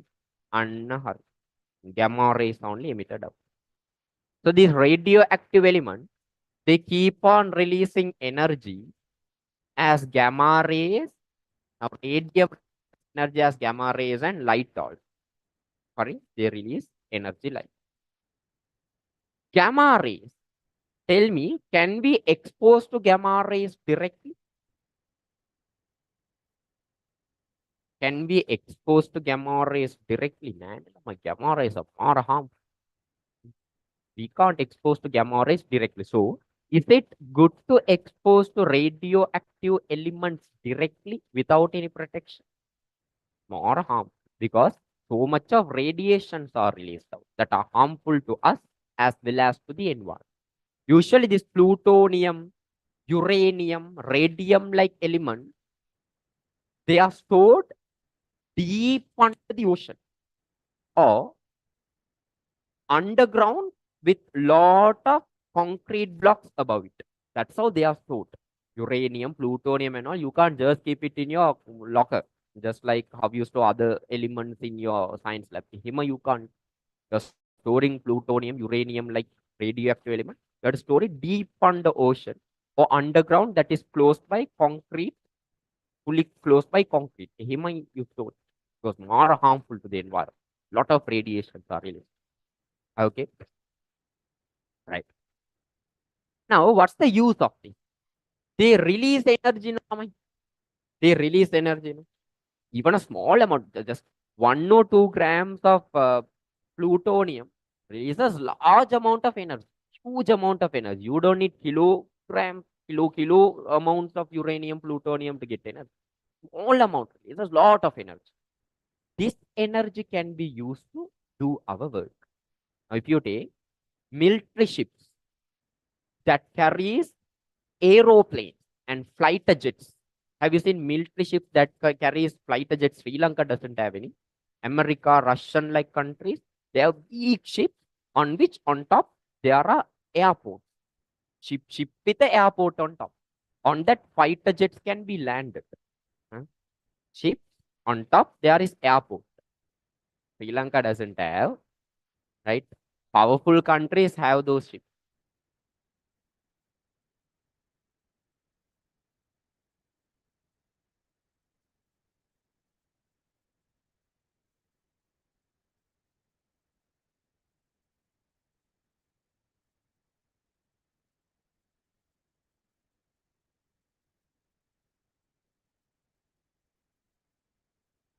මේ වගේ ship. Sometimes in games, movies and all, you would have seen. This is not small, or a big one. Airport is there on top. Just think. Airport is there. It carries jets, helicopters, all those things. See? Jets and helicopters are carried. These are big ships, no? War ships. Y'all tell me, can these ships be powered by diesel, petrol, even super diesel, super petrol, methane like normal fuels? Can any normal fuels power them? No, these airports are going in water. Can it be powered by those kinds? Those energies are not enough. So what do they carry is, they carry plutonium, uranium like radioactive elements. These ships are powered by plutonium, uranium like radioactive elements. They only power up these ships. Don't think lot of plutonium, uranium are needed. No. About 10 grams are more than enough for one battle. About 10 grams of plutonium more than enough to power up this ship. As I told you, just a small amount of radioactive element releases lot of energy. Okay, so those energy can be used for these purposes. And mainly, this is used to produce electricity. Lot of energy is released. These radioactive elements energy is used to produce electricity. Have you heard of nuclear power plant station? Nuclear power plant station. In nuclear power plant station, what do? Is they use this radioactive element to generate energy. From that energy, they produce electricity. More a huge mechanism is there behind. Huge mechanism is there because when this plutonium, uranium, they are used to produce energy. Actually, nuclear reactions will happen inside. During this nuclear reaction, it's a chain reaction. Once when the reaction starts, you can't easily stop this. Like a chain, it keeps on happening. It's not easy to stop. So properly you need to time it and you need to use coolants at the correct time. Coolant used there is sodium. Remember that. Coolant used in nuclear reaction is sodium. It's a use of sodium. Sodium is the coolant. Using sodium only, you can stop the nuclear reaction. So properly you time it and you stop that reaction. It's very hard to stop those reactions. If you don't properly stop it on time, if it goes out of hand, you can't stop the reaction. There will be guaranteed a blast in the nuclear power plant station if you don't bring it to control on time. That's why these are more big mechanism behind that. You need to time it properly. Properly, you need to add the coolant on time. Himadala. That's how the reactions are stopped. Now, even a miss of 1 second can cause a huge disaster. If there is a disaster, if there's a blast over in a nuclear power plant station, whole area has to face that problem. Just like in Sri Lanka, nuclear. Let's take. We have a nuclear power plant station. We don't have still. There are some gazettes being issued to make a nuclear power plant station. If we have a nuclear power plant station, let's take we have one in Colombo. If it get blasted off, full Colombo has to face that problem.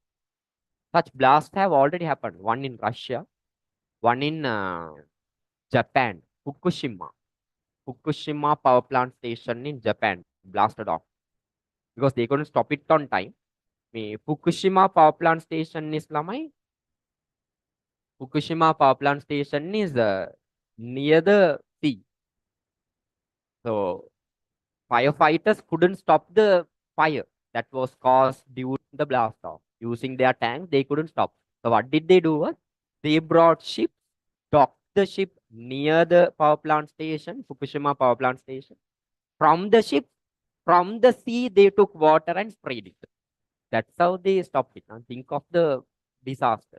Normal firefighter tanks couldn't stop the fire. The fire was brought to control by flushing water from the sea. From the sea, they flushed water. I'll show that picture.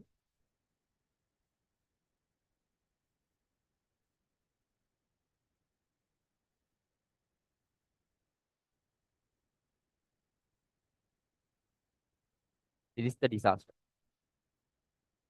This is the disaster. This is Fukushima power plant station in Japan. Huge amount of radiation will be released off. It's near the sea. Near the sea. Yeah, Russian one is Chernobyl. Russian one also blasted off Chernobyl. Now India has one. Bangladesh recently built one, very recently. Remember, Bangladesh is a country that was way behind us. Compared to Bangladesh, Sri Lanka was developed before 2019. Now, Bangladesh has a nuclear power plant station. Still, we don't have. Still, we don't have because nuclear. You can understand nuclear power plant station. It's a developed concept. No, it's really hard to build such a power plant station and work do the processes there. And nuclear reactants that are used, they are highly costly. Hey, my Bangladesh has one. Recently, they made a nuclear power plant station. Bangladesh has their nuclear power plant station.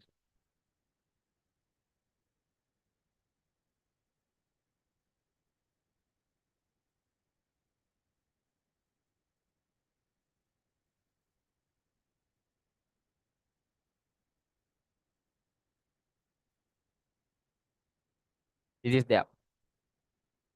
They have their own nuclear power plant station. Still, Sri Lanka doesn't have. Right. We'll read.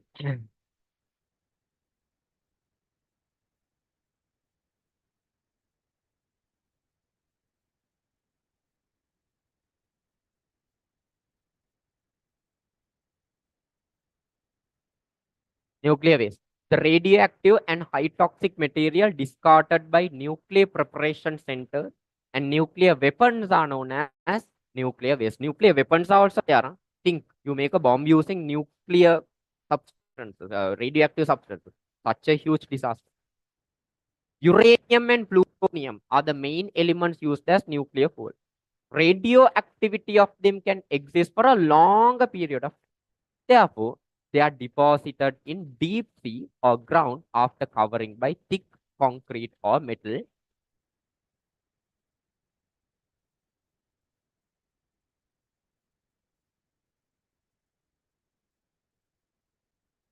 Sorry, I was thinking of a name.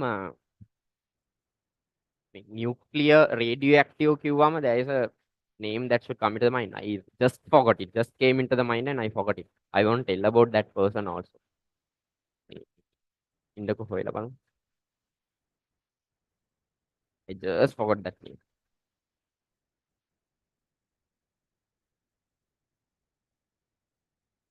Oppenheimer. ඒක එනවා.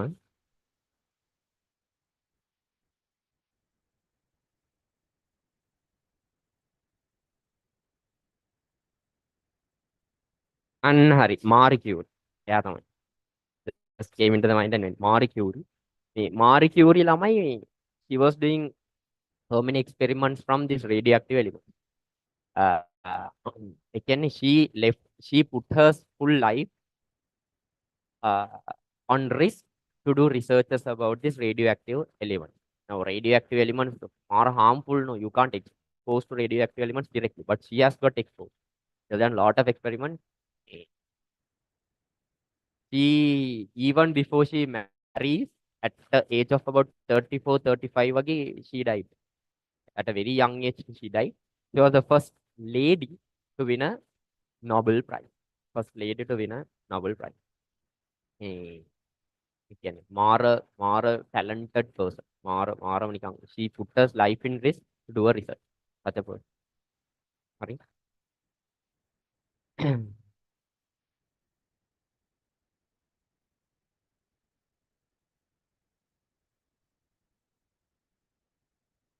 What is PDF? Is the previous one. Sorry. That's about nuclear waste. Next, domestic chemical waste. In our houses, the chemicals that we use. What are the chemicals you use? What are the chemicals you use in your houses? What are the chemicals? Food additives. That's a chemical that you use in your house. What else? What else? Cleaning agents. Very good. Cleaning agent, chemical. Medicines. They are chemical. Paints, cosmetics.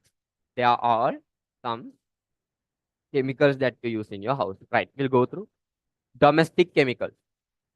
With the industrial development, the usage of chemicals for domestic purpose instead of natural material has become popular. In present days, there are many such chemicals that are used for domestic purposes. Example, food additives, cleaning agent, medicine, paint, cosmetics are main chemicals that come under domestic chemical waste. Food additives. What are food additives, Lamai? The substances that you add to the food. Why do you add to the food? Then the taste of the food will be enhanced. Color of the food will be enhanced. Appearance will be enhanced. Nutritional values can be enhanced. It will give a good smell, good odor. That is why you add food additives to the food. Food additives. The substances that are added to the food to enhance the taste, odor, appearance, nutrition, and shelf life. Shelf life can how long it can exist. Preservatives are called food additives. E number, right?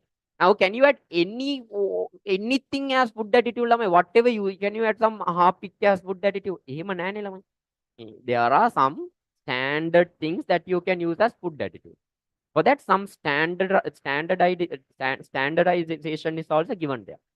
These standards are given by European Union, and they have given a E number for the food additives that are suitable for consumption. Now, everything is not suitable for consumption. Every chemical is not suitable for consumption. There are only some chemicals that are suitable for consumption. Those are identified by the European Union and an E number is given. That is that E number. E number is a code given by European Union to indicate that the food additive is experimentally proven to assure that it is safe for human consumption. But now read the second part. Though it is given by an E number, reliability of some additives is not 100% assured. Not 100% assured. Right? So don't think that every food additive is suitable for consumption. Even though they have mentioned that, okay, this food additives is suitable for consumption, that doesn't mean it's 100% suitable for consumption. No? Best example, Ajinomoto. What is Ajinomoto? Ajinomoto is the brand. Brand name is only Ajinomoto. The chemical substance present there is MSG, monosodium glutamate. Not at all suitable for consumption.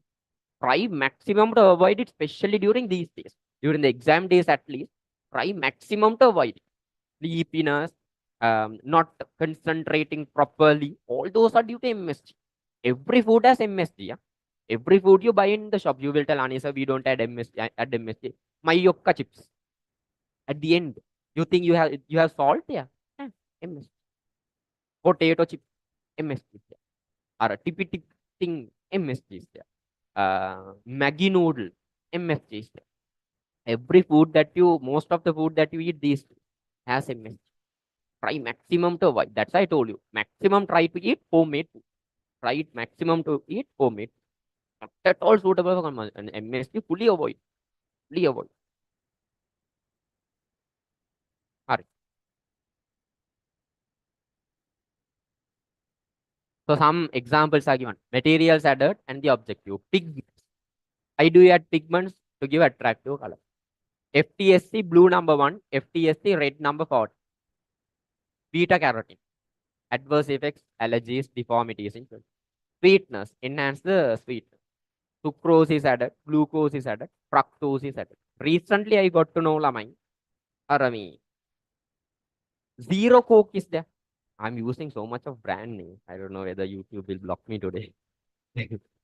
Zero Coke is there. Zero Coke, ne? Zero Coke. What is special about Zero Coke? It has no sugar. That is the truth. No?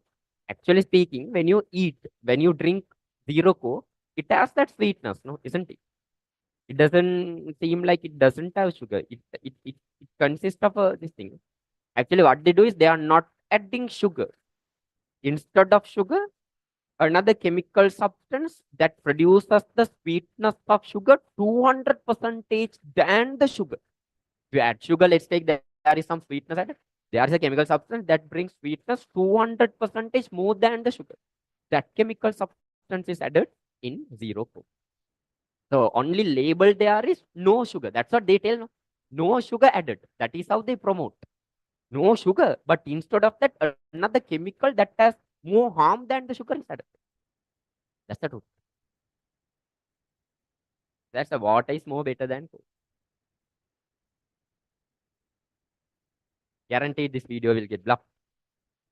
That's bad. I mean, YouTube වල බලන කට්ටිය අදම බලලා ඉවර කරන්න. හරි. So substances contain sucrose is there, glucose is there, fructose is there. Adverse effects: obesity, diabetes, belly protrude outward. Next, taste enhancer. Enhance the taste of food. Monosodium glutamate. That is MSG. MSG is Ajinomoto. Ajinomoto is the brand name. MSG is the chemical substance. Headache, chest pain, weakening of taste bud, heart attack, death. I'm ready. All of them are due to MSG. Try maximum to avoid MSG, especially during these days. If you can, throughout your life, avoid MSG. Once in a way is okay. Now, we also eat Mayokka chips and all. Once in a way, if you see, it's okay to eat. But don't make them as addiction. Get addicted to homemade food.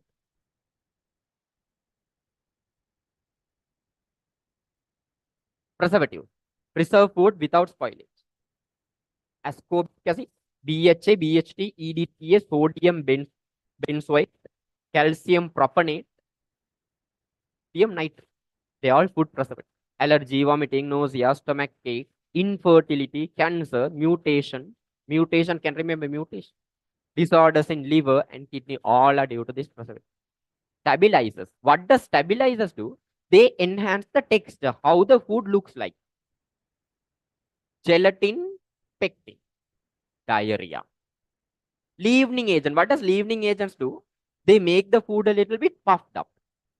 Buns and all, puffed up. So make porous. Porous can it makes puffed up. Sodium bicarbonate is baking soda. Calcium carbonate, monocalcium phosphate.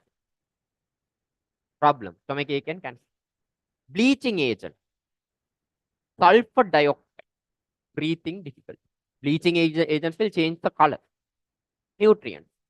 Addition of nutrients that are destroyed during production.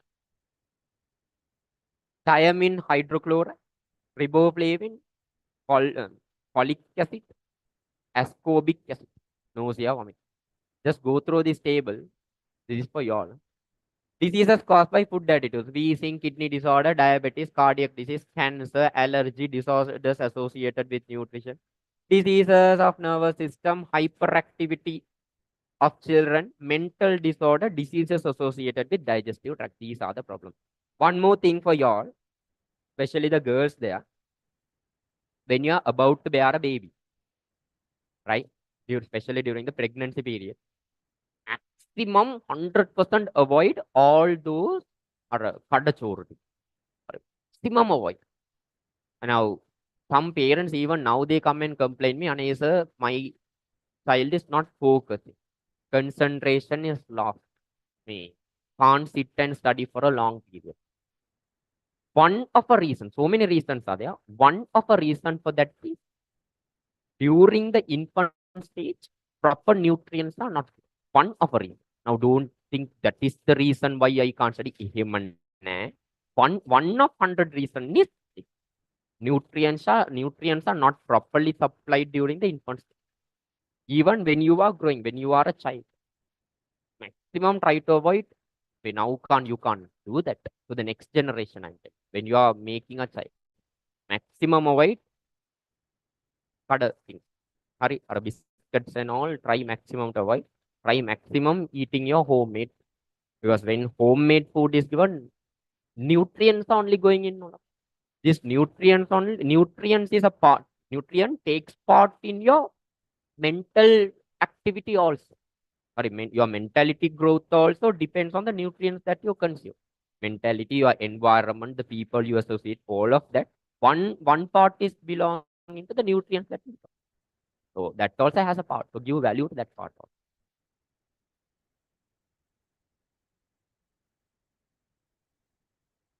Is the table important? Not much. Just go through and keep.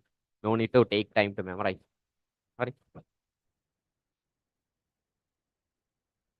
Next. Cleaning agent. The agents that are used for cleaning. Soap or different types of shampoos are used to cleanse skin and hair. Soap or detergents are used to wash clothes, and different types of cleaning agents are used to clean floors and walls. Now, the problem with them is they form bubbles, no lamai. Those bubbles will remain in the water for a long period of time, or a foamy layer remains in the water. Is it good? No. Water pollution. Aquatic organisms will die. That's what they are. So, soap or detergents are used to wash clothes, and different types of cleaning agents are used to clean floors and walls. Cleaning agents are important to do cleaning activities which cannot be done with water. The basic raw material of soap is how to make soap. Soap is made using oil and a strong base. Oil and a strong base. Both together only soap is made. What and what are they are in soap? Oil and a strong base. Like sodium hydroxide or potassium hydroxide. Please underline or highlight this part. What is present in soap? Oil and a strong base. Plant oil or animal fat. Oil and a strong base. Coconut oil or other plant oils are often used for this. Soap bubbles retaining on water surface causes harm to the aquatic organism as well as coral. Medicine. In the past, man had a sound knowledge of popular indigenous medicine and they use natural medicine. Guaranteed, we know that no, our Ayurvedic system and all, right? From the very past, we people have very good knowledge in medicine. At present, there are different kinds of medicines at home that are used without prescription to ease the simple ailment. Best example, Panadol. An is a headache, drink some Panadol. Vomiting, Panadol. Stomach ache, Panadol. Leg is paining, Panadol. Hand cut, Panadol. No, everything we drink Panadol. That's this thing. But actually, Panadol also should be taken under doctor's prescription. Should not be taken by yourself. You can't actually take it. If something happens, the company will not bear it. Right? Now, let's say you drink Panadol. Due to Panadol, something has happened to you. You can't even file a case against Panadol company. They won't take it because they have mentioned should be taken under doctor's prescription. Examples are using anodines for fever, using different creams for pain, and itching, and using antacids for gastroacidity. Moreover, when there are cuts and bruises, antiseptics like spirit is used. Antiseptic, very important. What is the antiseptic? What is the antiseptic? Listen, the antiseptics are chemical substance that you can put to living tissues to kill the microorganisms. What are antiseptics? Very important. Now listen very carefully. Last week there was an MCQ question we did from this. Antiseptics are chemical substances that you can put to living tissue to kill microorganisms. Spirit, it's an antiseptic. You can put it to living tissue to kill microorganisms. You all tell me, Harpic. Harpic also kills microorganisms. Is it an antiseptic? Is it an antiseptic? Is Harpic antiseptic? Nah, it can kill microorganism, but you can't put it to living tissue. So antiseptic can kill microorganism, can be used in a living tissue. That is antiseptic. Understand the definition. Please underline or highlight that part. Antiseptic is a chemical which is applied on living tissue to destroy microorganisms.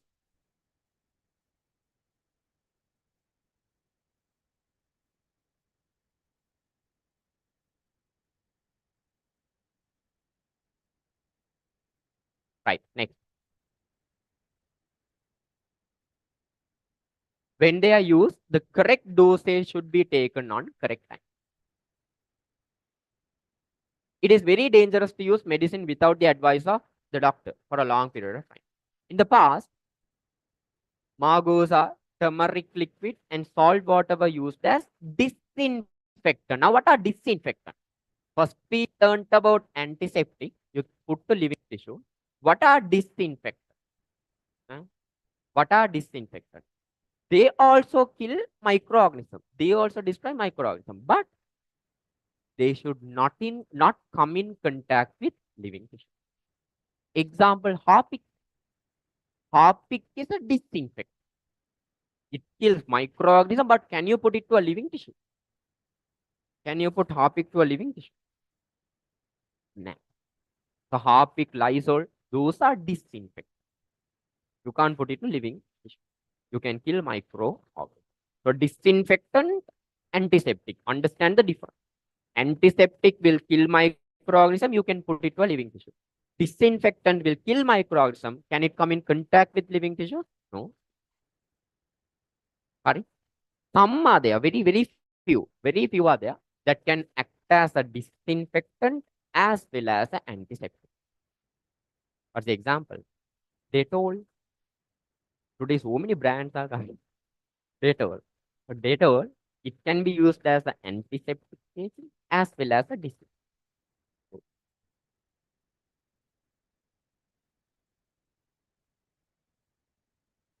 Right. So disinfectant. And at present, artificial disinfectants are used to clean the floors, kitchen, toilet, bathroom. Disinfectants destroy microorganisms and it is not safe for them to come in contact with living tissue. Underline or highlight that part. They destroy microorganisms, safe to come in contact with living tissue. They destroy microorganisms, not safe to come in contact with microorganisms.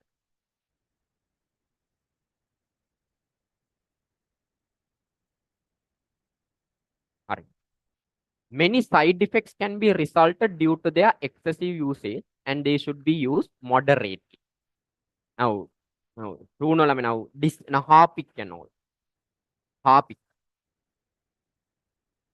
Even though now Harpic will kill microorganisms in the common, no. But if you excessively use Harpic, what happens? It goes into our drainage pit also.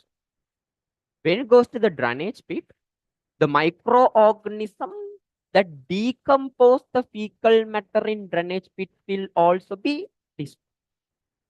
Microorganism that decompose the fecal matter in drainage pit will also be destroyed by the Harpic. Is it good? No. Hey, fecal matters are not getting decomposed. Then quickly the drainage pit will get filled up. So excessive use of disinfectant also causes harm. Right? To the limited amount you should use. Correct? By using disinfectant often and excessively in the toilet, the microorganisms that decompose feces are destroyed. What are the examples? Medicines example. Medicine.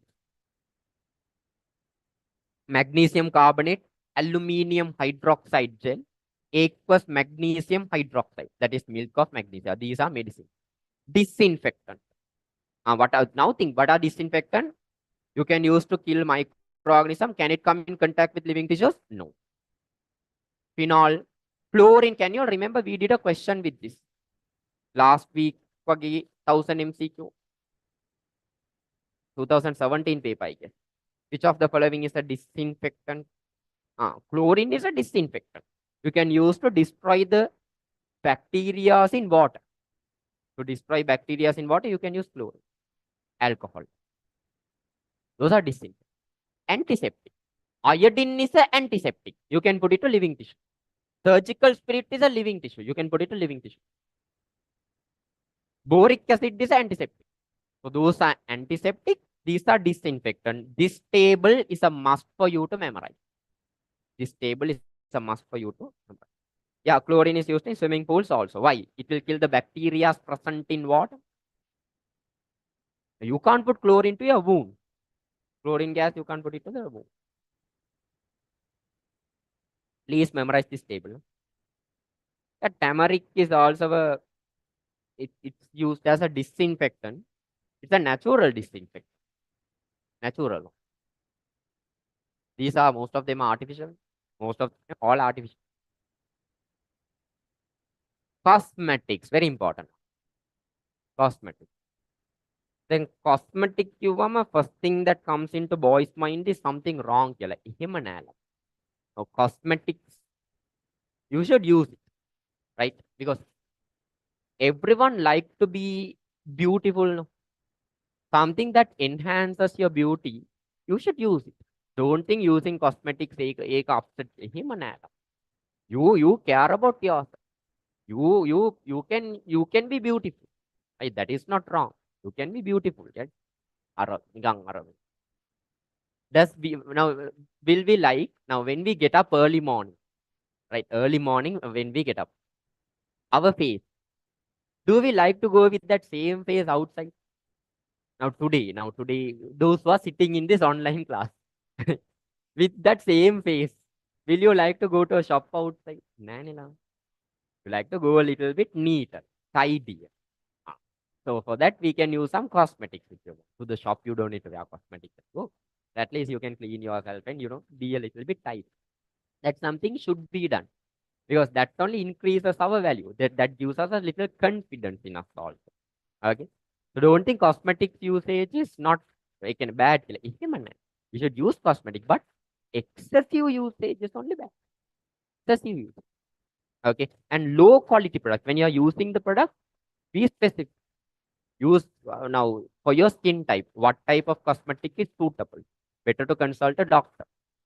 Like most of the time, if you go and ask the person who is there in the cosmetic shop there, that fellow doesn't know so much of things about the skin. Might be that fellow has a diploma on salon. It's right. Nothing scientific. So get a small scientific data also. You can itself research. You type the name of the cosmetic that you use in Google. Side effects. What type of skin can use this? Can 16-year-old child can use this? All those details. Be properly check it. Everyone will put so many these things. You go to the proper page of that cosmetic brand and then you can check it. So like that you check it and you properly use quality one. Right? That's about cosmetics. From the very past, people were using, from the very past, people now, Arani, wooden marancha madam house. In that house, there were some things that were found as cosmetics. Can you all remember in history? Udarancha madam. That's how. So that from that time, people were using cosmetics from the very past.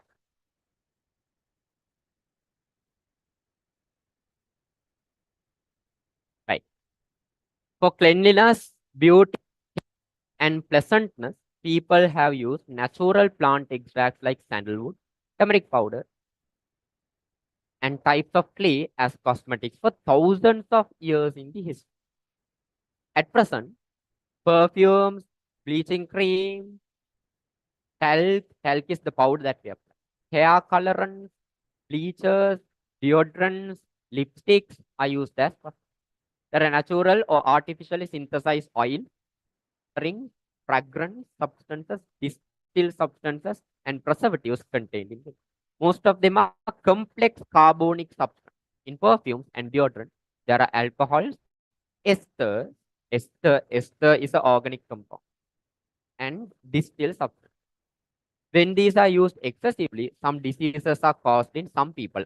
Excessive use will only cause disease. Sometimes headache, vomiting, breathing difficulty can occur. In most of the lipstick, there is lead. There is lead. Be careful. When you are using lipstick, lead is there. What will happen? Excessive usage can cause dryness and cracks on the lips. Dryness and cracks on the lips. Mercury is present in some cream.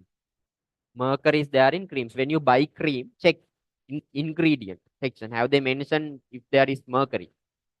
In some other creams, carbon compound that controls the formation of melanin is present. This will destroy the natural protection that protects the skin from ultraviolet rays and poses the risk of skin cancer. It gets into the skin and harms the connective tissue. The use of cream for a long period of time can cause defects in skin. Sometimes this can harm the brain, liver, kidney. Some hair colorings and compounds with bleachers cause allergies in some people. This causes itching in the scalp, skin rashes, swelling, cancers, and even death. Sorry.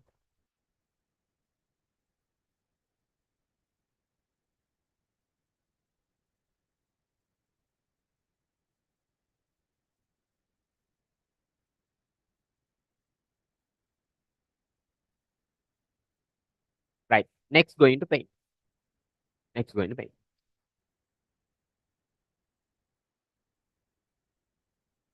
Dettol is antiseptic or disinfectant. It comes to both the categories. Okay, but mainly the company has made it to be used as a disinfectant. Look at the way they promote it. That is used to have a clean house. Sorry. Mainly the company has made it for disinfectant, but you can use it as antiseptic also.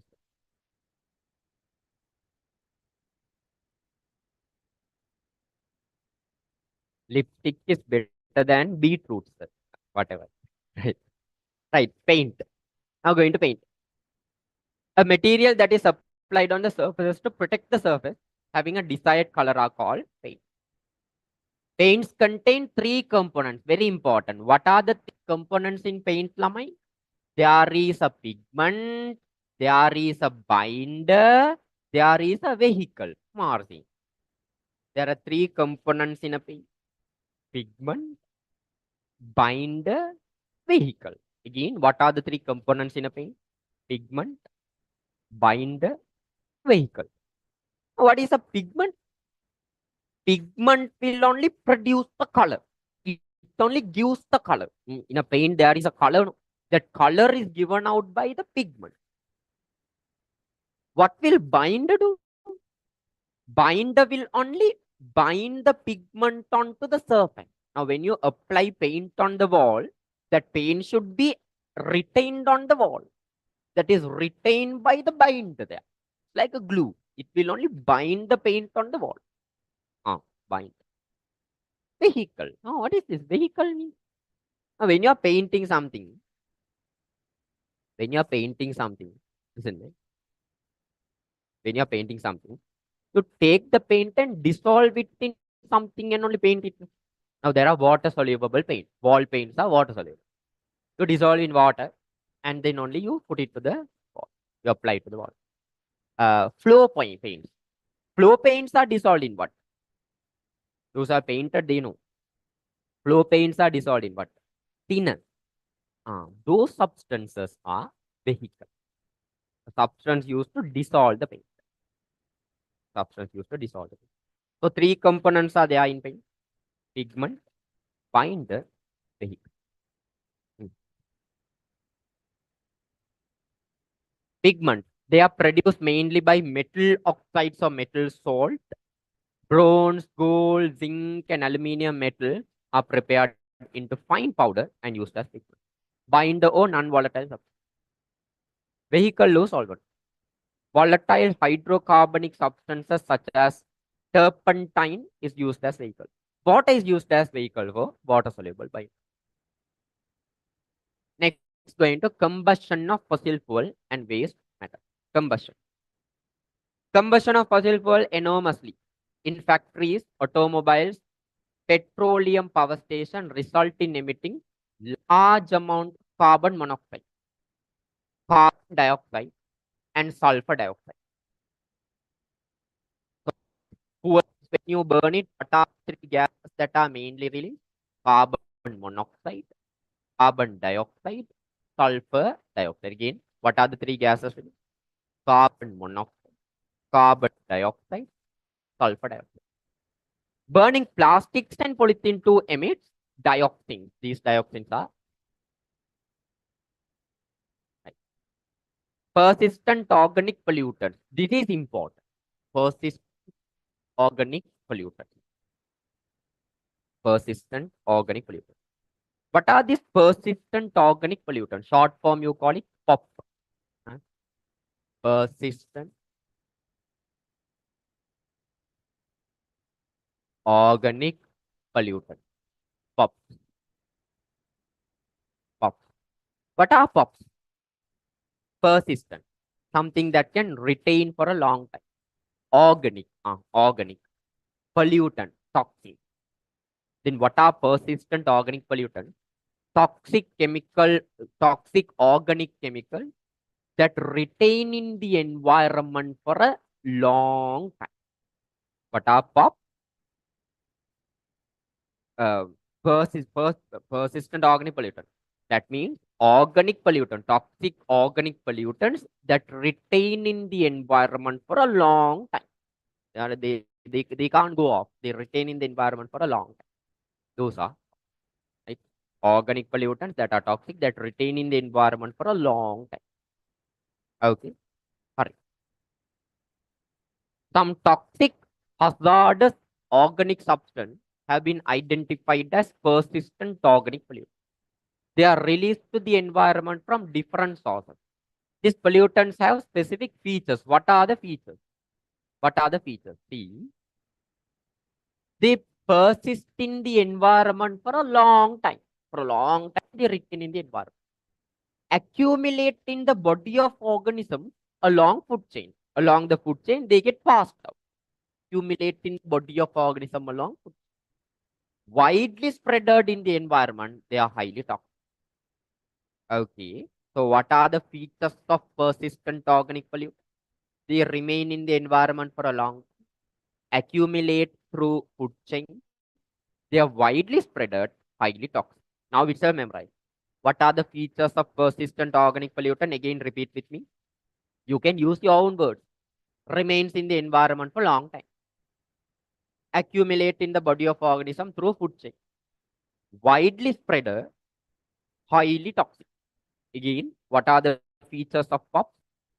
remain in the environment for a long time, accumulate in the body of organism through food chain, widely spreaded, highly toxic.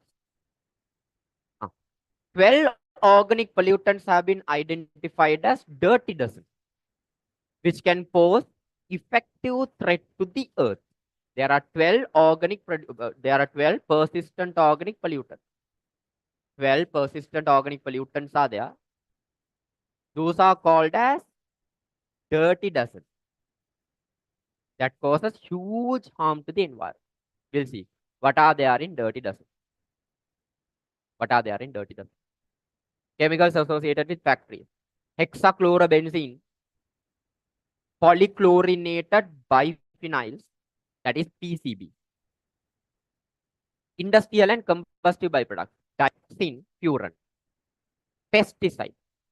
Aldrin, chlordane, DDT, dieldrin, endrin, heptachlor, mirex, toxaphene. All of them are. These are very harmful. Therefore, you call it dirty dust.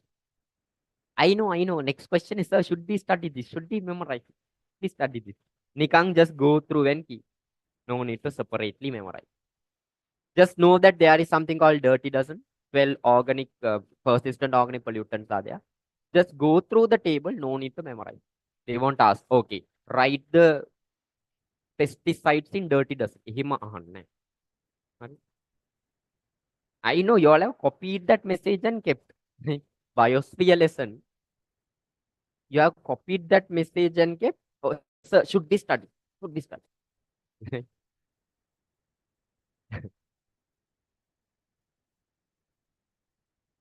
Hurry. Other than those, some other compounds belong to persistent organic pollutant. These pops cause adverse effects. What are the adverse effects?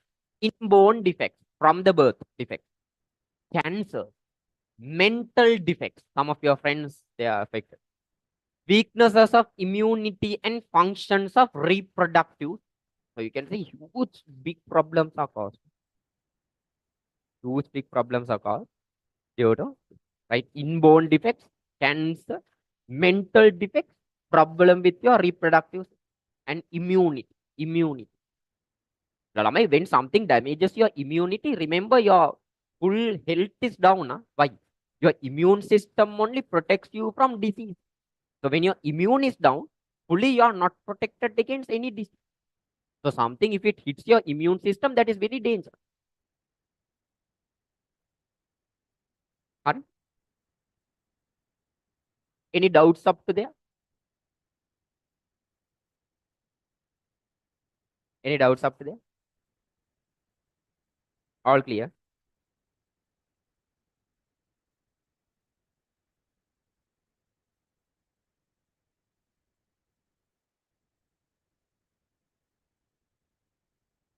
All clear? Clear.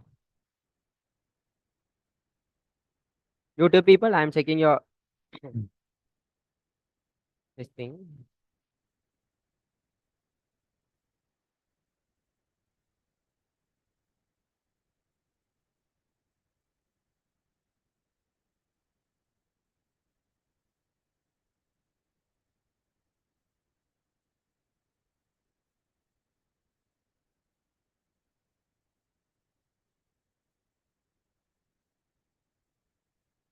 Hurry. We need to memorize all in this unit. Now, can you remember I marked some things and gave Evatic univering memory. Other things just go through and keep in mind. Just go through and keep in mind. So in Maggie, if we don't add the thing which is given in that small packet, still is it not good? That's actually a small packet that what are me? Our additional packet only consists of MS. So you can get rid of MSG by not adding that small packet. Have you think without that small packet, no taste in Maggie also. No, you will not have any taste.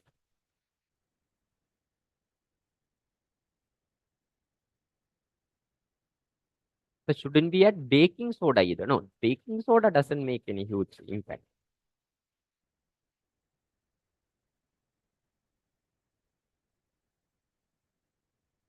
Ajinomoto is what? Adiyappa. Ajinomoto is MA. Right?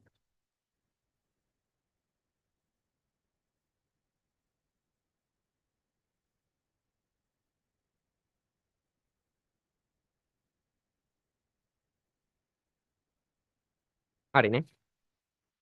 We have a small part remaining. We have small part remaining. The adverse effect of environmental pollution, that is direct effects and indirect effects only remain. Direct effects and indirect effects of environmental pollution. In tonight, Lamai, in the night session, tonight in the night session, our 1000 MCQ session, other will do one more session. Biosphere day 3 here. Biosphere day 3 here. We'll finish off. No? Tonight, y'all are joining the 1000 MCQ. So in the 1000 MCQ, instead of the MCQ session, we'll do Biosphere day 3, finish off. Only our direct effect and indirect effect is there. After that, again a small part is there. That is, I have planned it in the theory class. That will come in the theory class. Sorry. And on tonight join, normal 9:30 p.m. instead of 1000 MCQ, we'll finish off the Biosphere section. I'll put it to the group. Hari, ne? Yeah. Now, today itself, whatever we did until now, again read. Again, take your time and read. One time you read. Whatever I told you, I marked and gave, Mevatika memorize till today itself memorize. So up to there, today itself study and finish. The biosphere finished. By tonight, it's finished. After that, don't keep. Sorry, the recording will be remaining in the YouTube as long as companies doesn't file a case against.